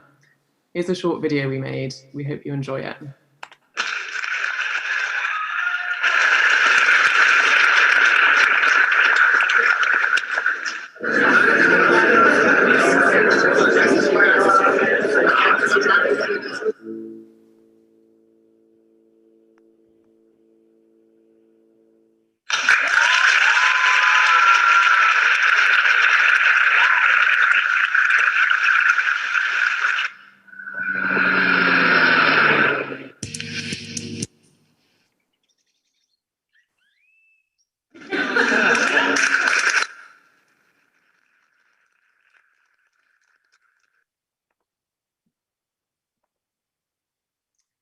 We decided to put our various interests together as a group. I'm a lingerie designer, LA an academic in sustainability, Louisa a design engineer, and Paloma a communications expert.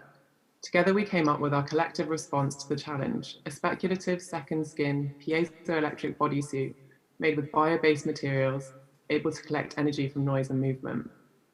Our approach to positively impacting the fashion industry is twofold. Firstly, to design ways to change consumer behaviour to slow fashion down by consumers buying less. And secondly, to lessen the impact of waste through using biodegradable materials. This project works symbiotically on an individual level, but we offer various scenarios in which this idea could be applied on an industrial scale. So how does our project tackle the theme of industrial symbiosis? It's situated at the intersection of three industries: biomaterials, wearable tech fabrication, and fashion design. These three areas of expertise come together for the symbiosis of technologies to be part of a circular system that we will explore further in the presentation. Our problem statement is that we are losing the energy of sound and movement in our daily lives, and that means that we're losing out on harvesting energy from around us. Imagine a world where sounds around us and our daily movements could be harnessed for energy. There would be no need to recharge batteries, as our bodies would be continually regenerating their energy stores through sound and movement by way of piezoelectric technology. For the response to this challenge, we have come up with a piezoelectric bodysuit with piezoelectric yarn on the blue areas of the suit that respond to pressure and noise. The bodysuit has the potential to improve the quality of human life owing to its applications in healthcare monitoring, motion tracking, and wearable heaters. It also has the added advantage of generating electricity through harvesting the energy of noise and daily movements of the wearer through particular piezoelectric sensors. The suit could also store energy through non-expensive, light, and fully integrated batteries contained within the yarn of the suit that would not be harmful to the human body whilst wearing it. So the question is, okay, we have explained the piezoelectric effect, and how do we integrate piezoelectricity with fashion? So first of all, we had many challenges facing, such as clothing and technology requirements that we had to fulfill. So the first requirements were like, we wanted a bodysuit, stretchable, breathable, and tolerant with our body, tolerant of temperature. So it had to be secure and also compostable, thinking on the end-of-life product. Then the technology requirements were like, we needed a system of harvesting that energy, and we found out a biomaterial which has this piezoelectric property, which is bacterial cellulose extract from crude glycerin, which is not a raw pure material but a waste that we are reusing. And then the other system is with that electricity that we have, how do we store it? So after reading many recent discoveries in articles, scientific articles, we've came up with the conclusion that there are nano generators called tank, which can store that energy within the own garment without the need for external batteries. Next slide. So just in case you were wondering, like, okay, what is piezoelectric property? It's a scientific property that is able to transform all the stress made by kinetic movement and even sound of our voices, the sound waves, and because that is stressing, so the material reacts and makes electricity with it. So we've designed like deepening in the layers of the bodysuit. The most important thing here in this graph is that all the parts are interconnected with each other to pass this electricity, and also the white layer is a cotton layer to make the garment more stretchable and more comfortable. Next slide. So how can these technologies actually exist in the real world? The industrial symbiosis in our project encompasses industries of all areas, including sporting, venues, events agencies, airports, buses, subways, basically anywhere that people will be wearing clothes and using fabrics and textiles. So we can be partnering with the tech industry for wearables that are already becoming more commonplace in our everyday lives and be able to be generating the electricity directly that those will be using. There are 4 main application areas we've been looking at. So we have collaborative approaches and individual approaches, and then we have a technical garment and casual garments. So within the collaborative the collaborative approach. For a casual garment, we're thinking about the entertainment industry and designing purpose-made clothing for festivals and concerts, etc. These things can be rented, so it goes into the circular economy, and they can be worn throughout the festival and generating electricity through the movement and dance of the people enjoying their time there. This means that the festival itself can become self-sustaining and run itself off the electricity generated by the people enjoying themselves there. In a similar approach in sports and fitness, lots of people tend to wear the garments of their favorite sports teams, etc., when they go to watch them. So the sound of the crowd and the movement of the crowd can be generating electricity that feeds into the event space itself, while simultaneously, the people who are wearing these clothes for the actual sporting applications can be using this energy to drive their tech wearables such as Fitbits and getting real-time information on their actual performance during sports. Then in the individual approach, we're looking at therapeutic and beauty and healthcare.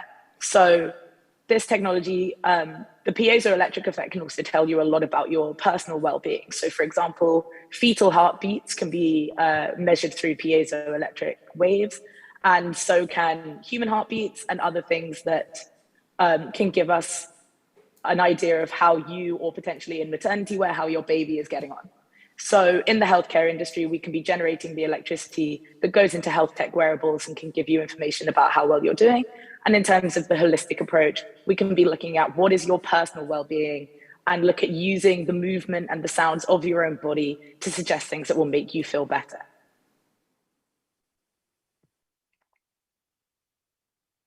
About the impact, our product system service exploits the possibilities linked with the two circular life cycles theorized by the father of the cradle-to-cradle movement and theory, William McDonough. On one side, we have basically the biological nutrients, which is the biomaterial substrata. On the other side, there is the so-called technical nutrient system, consisting of the wearable technology. These two different materials and their 4 life cycles come together during the assembly phase, when the biomaterial substrata and the piezoelectric technology are put together to create the final product. At the end of the production life cycle, they will have to be dismantled, of course, to let the biomaterial re-enter the biological system and biodegrade, while the piezoelectric technology will have to prosecute through a dismantle process so that its components will be able to be recycled separately. Next slide, please. Okay. As previously discussed, our project lies and sits at the intersection of biomaterial, wearable technologies, and fabrication, and fashion fabrication.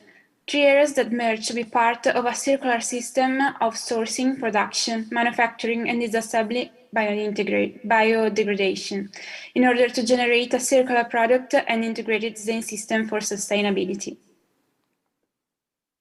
On this side, you can see the potential applications for our technology as we've presented before.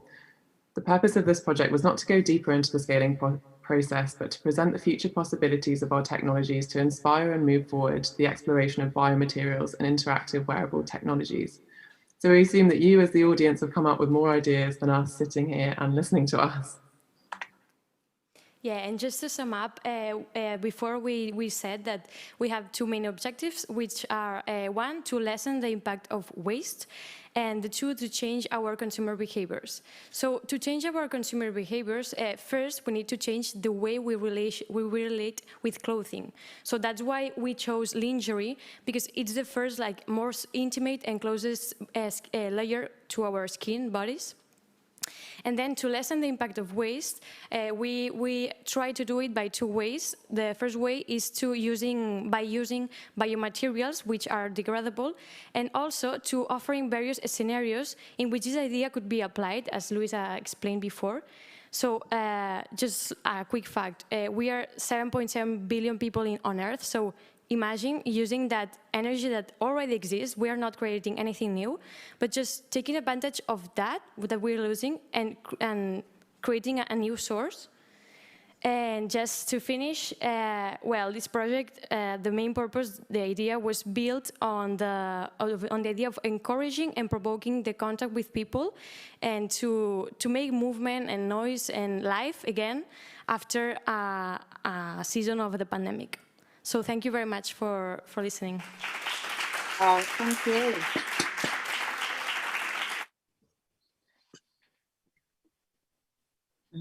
Okay. Oh, hello. Thank you so much for that. I really, truly enjoyed that. And I think in terms of what I said at the beginning about the schism between the creative and industrial industries, I thought this was an amazing project. I mean, you combined so many future thinking and separate disciplines together seamlessly.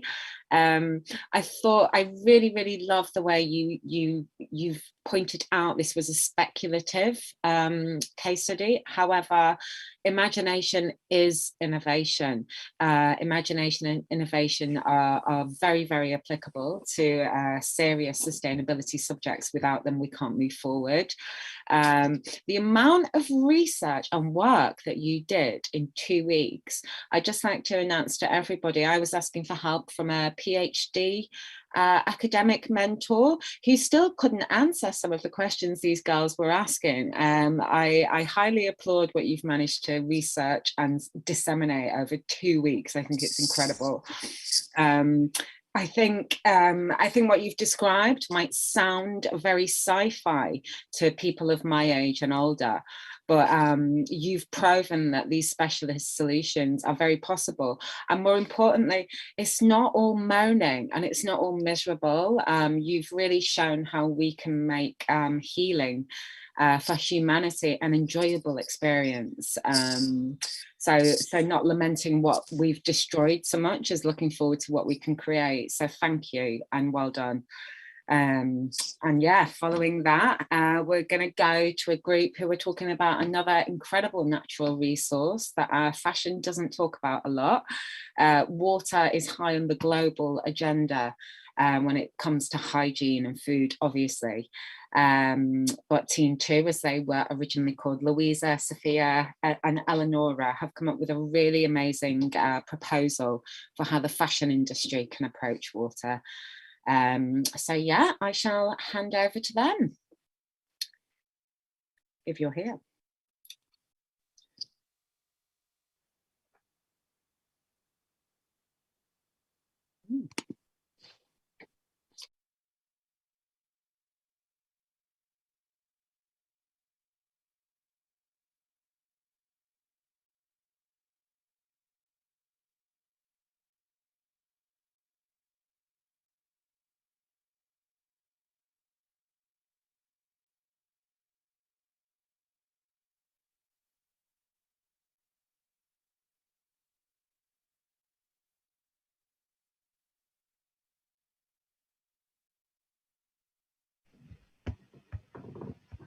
Can you see this PowerPoint okay?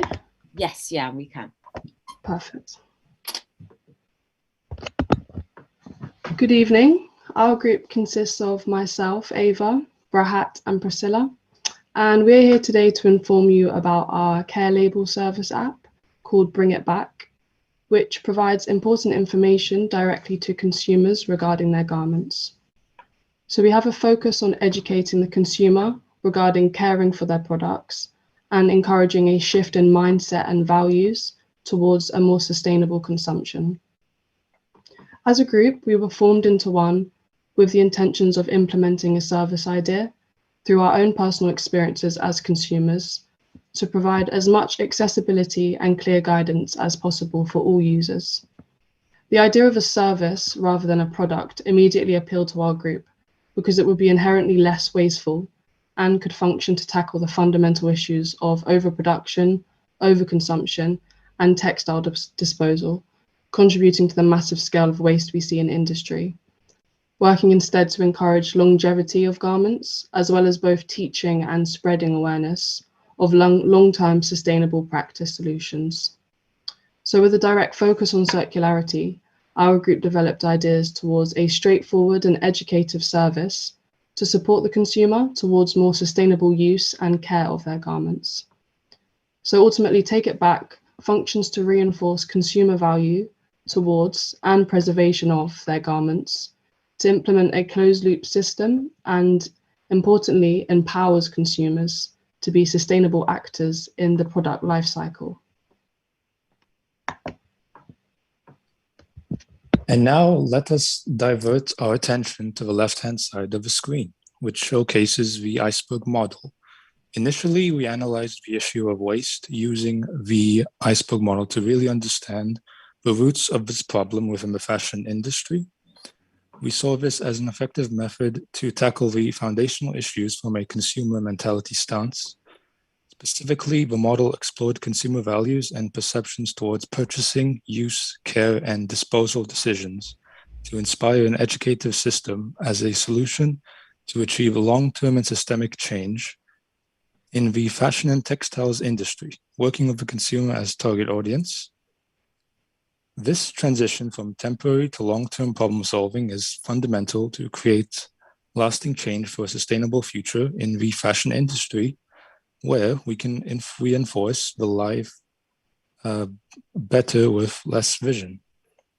We wanted to shift the consumer perception and treatment of garments to encourage more sustainable practice during the consumer possession of product and provide clear guidance on how this can be achieved.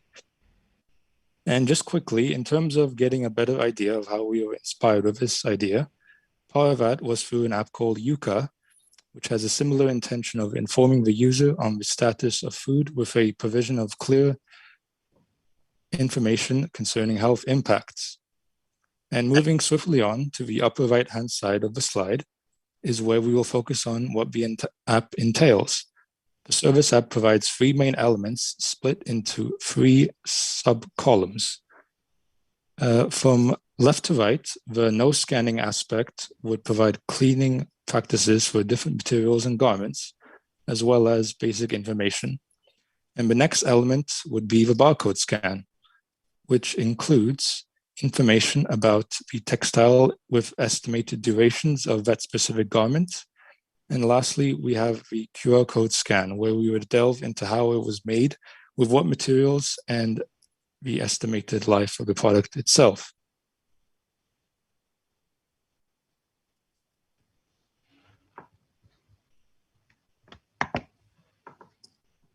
So I'm going to talk a bit about the app itself and the service timeline. So the app is more of a collaboration with brands. And for the purpose of this presentation, we chose to collaborate with Esprit, who is a brand that, a clothing manufacturer and a brand that recently has come about with sustainability and is like really working on what they call circular fashion. And we think that they'd be a good brand to collaborate with. So for this project, we did. And basically how the app would work is a customer of Esprit would download the app onto their mobile device or iPad, however they want. And they would have all the clothing items, all the garments from Esprit, and they would be able to scan the code on their garments. Newer garments would have a QR code, and older garments, they would just scan the barcode that the clothing has in the tag. And immediately all the information about this garment, where it was produced, what materials it has, all of this would show up on their phone, and they could see if this is something they want to buy or see if this is something they want to keep. And then they check the information about the durability, how long would this garment last if they care for it correctly. And then whether they're purchasing it or just keeping it, they get a full care overview on how to care for the product, how to keep it in service for as long as possible, as well as the opportunity to send in their garments to us and have them fixed if something does go wrong. And this obviously allows for their garments to last a lot longer and almost never break. Yeah, next slide. So we just laid out quickly the advantages and disadvantages of the app to get an overview on how this would work today. So some disadvantages naturally are that due to the usage of smartphones and tablets, some of the older generation may not appreciate this or may not have access to this. So this does limit our consumer range a little. There's also little control from the brand itself to focus, to control their consumer and see whether they are using the app and whether they are actually buying their garment and product in order to keep it for as long as possible. And A problem we may face is that brands may implement the service simply for reputation, and this could cause greenwashing. Hopefully not, but there have been cases of this before. However, more positively, over to the advantages, they would be available to any consumer all over the world and easily accessible. It distributes responsibility not only to the brand itself or the company, but also to the consumer, as hyper-consumerism is becoming so much more popular today with trends in fashion. So consumers can really take this into their own hands and see how quickly they take responsibility and work on their own clothing and on their own actions. And it also promotes conscious consumer fashion choices, and allows just a lot for people to just take overall more responsibility and really see what they have and see their clothing and see how long it can actually last. And it's, as I said, our app is more of a collaboration between brands, so it's very dynamic. And it's easy to implement with any other brand that wishes to become more sustainable or wishes to use our app and knows that their consumers will follow this. Thank you.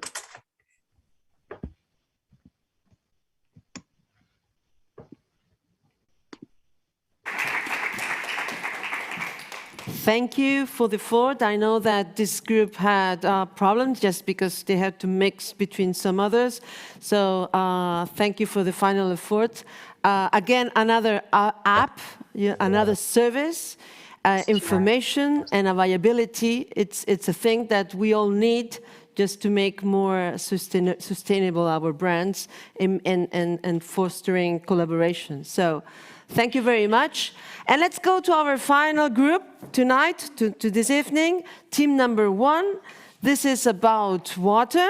Water matters. And this project highlights one of the most important resources that is used in the textile sector and essential for life. So team 1, whenever you want to.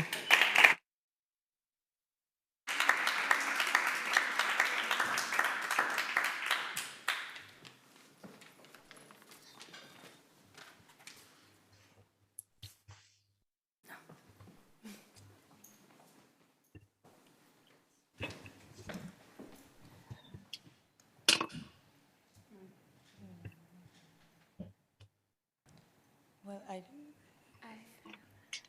okay. Hi, can everyone see my screen? Yeah.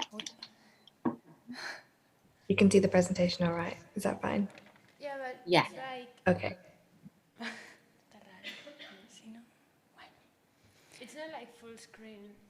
Not really. No. Okay. Well, hello, good evening, everybody. We are Group 1, formed by Amara, Celine, Maria, and me, Vida. And we are going to expose you our project for the Sustainable Challenge. Next slide. Well, after thinking about what we should do for our project, we finally decided that to create an NGO that fights for a circular water economy within the fashion industry. And that means developing a framework for water governance, addressing barriers to recycling, and also reusing textile wastewater. So, although the need for clean and safe drinking water receives a lot of press and funding within various humanitarian initiatives, there's a lack of visibility and awareness of the situation in direct connection with the fashion and textile industries who are responsible for huge quantities of wastewater. So our research involved understanding why the industry was failing at this, and we decided to implement a clear solution, and that would be to create an NGO that develops a regulatory framework for water governance and addressing the barriers to recycling and reusing textile wastewater to create a circular water economy. So beyond just water governance. Beyond the textile innovations, water governance is key for the textile industry to enable a system of coordinated regulations, institutions, and incentives. And these will be, our idea is to create this system to improve the current lack of water management in the textile industry, contributing to disproportionate use of water in the textile industry. So just to give you an idea of the scale of the problem, here are some facts about water in the fashion industry.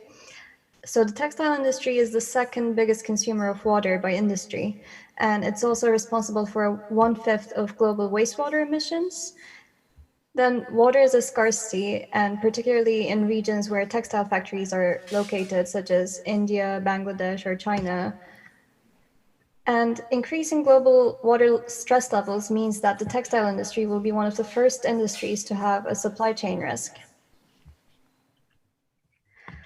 So just to give you an idea of how much water the fashion industry uses, to produce one pair of jeans, it takes about 2,000 gallons of water, which is the equivalent of 48 bathtubs of water.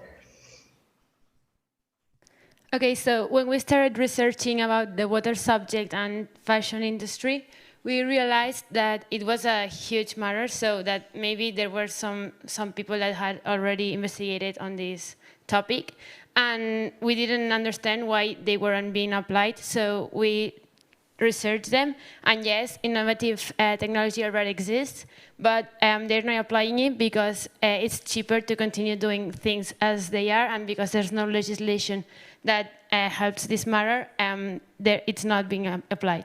So the legislative barriers that there's no regulations about it, and the social consumer doesn't have like the education to fight for it, because it will mean increasing the prices of their products, so it won't be the best thing to fight for them. So short and long-term financial are really the most barriers. So if we just take a look at our proposal is, we would like to highlight how this diagram can contribute to a circular water economy. So typically wastewater originates from, typically water that is used in the industry originates from surface water, reservoir water, groundwater, or stormwater. This is usually sent to become treated and is then used in the industry. However, the industry sends it to become wastewater and the cycle stops there. However, we've decided that we should continue for the wastewater to be retreated in a fit for purpose approach. And basically what this means is we can treat the wastewater to a certain degree depending upon how contaminated it is, because different textile factories produce different contaminated water, and we can produce it to a degree that is possible in the area and reuse it back in industry. So as you can see, the light blue line at the bottom, we can have the water returned back to commercial purposes, industrial purposes, or municipal purposes, depending upon how we can treat the water. And this is an example of a current innovations that work right now. So these are called Ultimate Water, and they have a symbiosis between the industrial sectors and the service providers. However, there is no attention to fashion, to the fashion or textile industry, which is why we've decided to approach our project specifically in this area. So the way our NGO would operate would be through 4 key principles. The first one is introducing legislation and regulatory framework about the use of water in the textile industry. The second one is creating financial incentives for fashion producers. The third one is facilitating the use of advanced treatment technologies. And finally, the fourth one is promoting training and education in the general public, but also in the fashion sector itself. Okay, so the biggest priority to improve sustainable water management within the textile industry is to introduce regulations and a framework for managing water resources. So some of these legislative claims are control of allocation of water, create water use permits and fair pricing for companies, enforce environmental limits for the release of water, require textile plants to have effluent recycle scheme, and encourage water to be from recycled sources. Legislation will need to constantly be reviewed and adjusted to assess the rapidly declining water quality and quantity in order to incentivize better water management for the industries. And then our biggest factor when considering financial incentives remains to be small and medium-sized enterprises called SME, and communities that support the textile industry, as they are the hardest hit by the poor water management. So we should connect textile organizations with universities to deliver funding-based research work at the textile factories, and partner with large brand organizations to improve their supply chain ethics and provide funding, ideally for small modular waste water treatment solutions. So one of the issues with treating wastewater is the fact that water that's been used in the textile textile production process has been contaminated and consists of varying pHs, salinities, heavy metals, salts, dyes. So there's not really a one-size-fits-all approach to treating the wastewater. And with that being said, the fibers that textiles are made from come from different sources, such as organic and inorganic, such as cotton wool and polyester.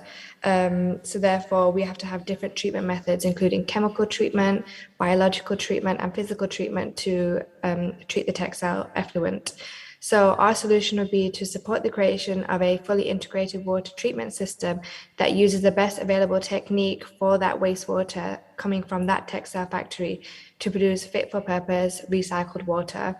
So, and we'd also create a hub or consortium to support technological advancements in the treatment of wastewater, so we can advance innovation in the textile factory.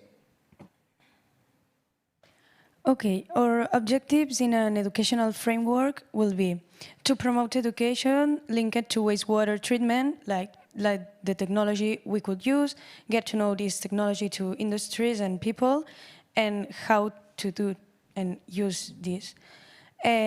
Secondly, fund education workshops to make textile employers more sustainable ways to produce like clothes, because it's needed like to show them how to do this. And also include local designers and people interested in the industry and the problem it has, to come together and agree best practices or find new resources for the recycled water. So the biggest challenges that we think we're going to face is to implement robust legislation to address localized issues, making sure that regulations are adhered to even in the smallest of businesses, because usually these regulations exist in certain places in the world, but fashion companies usually move to places where the regulations are less strict. So we need to make sure that they're adhered to even globally, even in small businesses. Then implementing scalable water treatment technologies that can be deployed even in the most rural areas. And so current and past water effluent levels are still extremely high. This is something that we need to address immediately.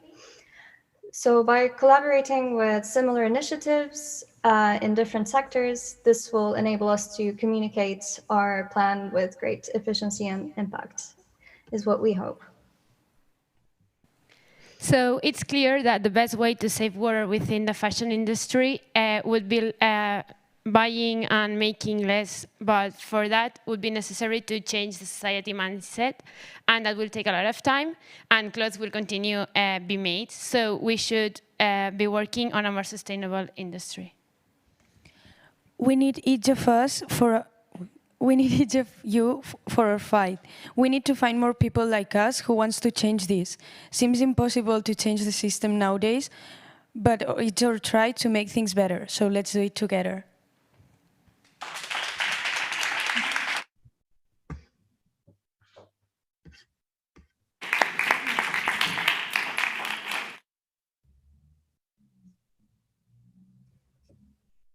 Oh, hello. Thank you. So I believe I'm just finishing and then handing over to Veronica. Is that correct, Veronica? Yes, you and me together, brilliant. Well, I just want to say thank you because you kindly just finished that slide almost on the takeaway I think we all have. Like, we all need more people like us fighting for change. I think in terms of you suggesting the NGO, I think there is no time better than now for kickstart companies like that. There is a lack of awareness outside textile specialists about water, and I thought you brought a real personal approach to legislative structure that perhaps the people on the inside don't think about. And the fact that you really focused on collaboration is really, really key to humanizing this whole process. I thought, I know this is a bit cheesy, but just to end on a pun, I've worked in advertising for too long, and that saying, as clear as mud, I think you did make that as clear as water. So thank you very much. And yeah, thank you to everyone. Over to Veronica. Well, I only have to say that congratulations to all the teams. They worked very hard. I think that they got the essence of the objective of this challenge of this year. And the results are, are the ones that we saw today. So I think that everybody agrees with us, with Lizzie and I, that we are very proud of all the teams that have been participating in this challenge. So a very big applause for all of them. Thank you.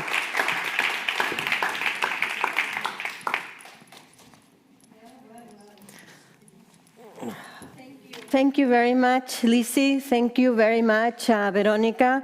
You have made an amazing work leading the students in the direction that the project was meant to go. So thank you, thank you, thank you. And congratulations to all the students. I think my hat's off.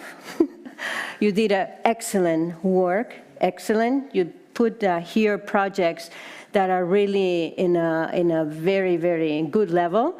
So I think designers have a very, very important function in our future in the industry now. So I think you all got the idea. There has been, of course, words like industrial symbiosis and circularity, circular economy. We have seen that was the key words that we wanted the project was on, the subject. But also, I would like just to mention a few things that came out through all the projects. Words and issues that are very important in the industry and that you all more or less touch in one area or the other. Greenwashing, I am very happy to see that you see that this is a big problem and more nowadays where everybody wants to be sustainable. Transparency, traceability, education and information, I see that came up in many of your proposals, and that is a key issue. Education is key for transformation, so you got the right idea on that. Technology, how technology is important for this transformation that we want to go more into a circular system, and in many different ways, in the ways you wash your clothing, and the treatments of dyeing the pieces, the apps that you mentioned, the wearables and the textiles. So we've seen different approaches on technology. This is great. We see how you pay attention to the materials that you use, bio or natural materials.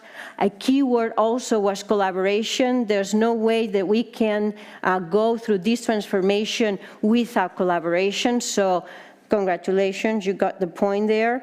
And the consumer habits, how we need to change those, and many of you touch that aspect as well.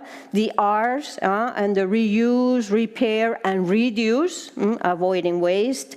The eco-design, how almost all of you also approach and thinking about the life cycle and the end of that product, what is going to happen with it. Responsibility, the shared responsibility of the producer and the consumer, you also approach that, and that is a key to avoid these amounts of waste. how we pay attention to natural resources that we saw with the water, so that was an excellent example. Regulations and legislation, we will see now how the EU will come up with their strategy for circular economy textiles, so let's see what they come up with it. The research, how research is important, the reports and the research, and how we need a more sustainable industry. So I think that we got the point that, so thank you very much. Congratulations to all.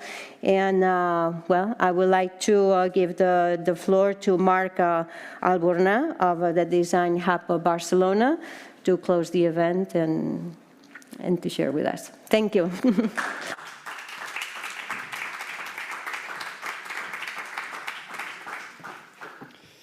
Bona tarda, good evening. I'm Marc Alborna from Design Hub Barcelona.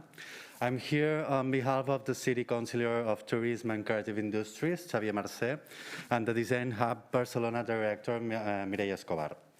For different appointments, they have not been able to be here with us, and they would like me to address you some words.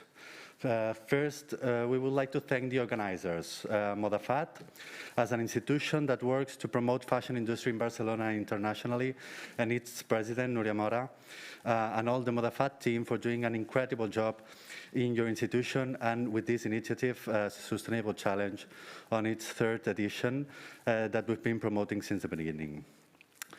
Also, we want to thank Malcolm Garrett from Design Manchester and Ludovic Asemat from British Council, and congratulate the 3 organizers for this great relationship you've accomplished, including the partners Politecnico di Milano and Nova Universitate of Lisbon. And of course, we would like to thank the curators, Veronika Kuchinov and Elizabeth Carwell, and all the experts and talented students that had been working on this program. We all know fashion is one of the most polluting industries in the world. This must change, and it is our responsibility to do it. And you, the new generations, that you already have sustainability on your DNA, you have a big part to face this challenge. In the next years, you will be shaping the fashion industry. The amazing presentations you have done today prove it. Please keep working with our planet in mind. You are the talent of the future that we need to promote. The City Council of Barcelona and Design Hub Barcelona, we will be glad to support your sustainability and fashion initiatives. For us, fashion is an important creative industry with emotional impact, but also with ecological and economic impact for our society. We hope to meet you all at Design Hub Barcelona in the public exhibition of all the projects and Clara Tanit graphic recording work that has been amazing. It will be in display from 30th of November to 30th of January 2022. So thank you for your work and your attention. See you in Design Hub Barcelona. Moltes gràcies. Bona tarda.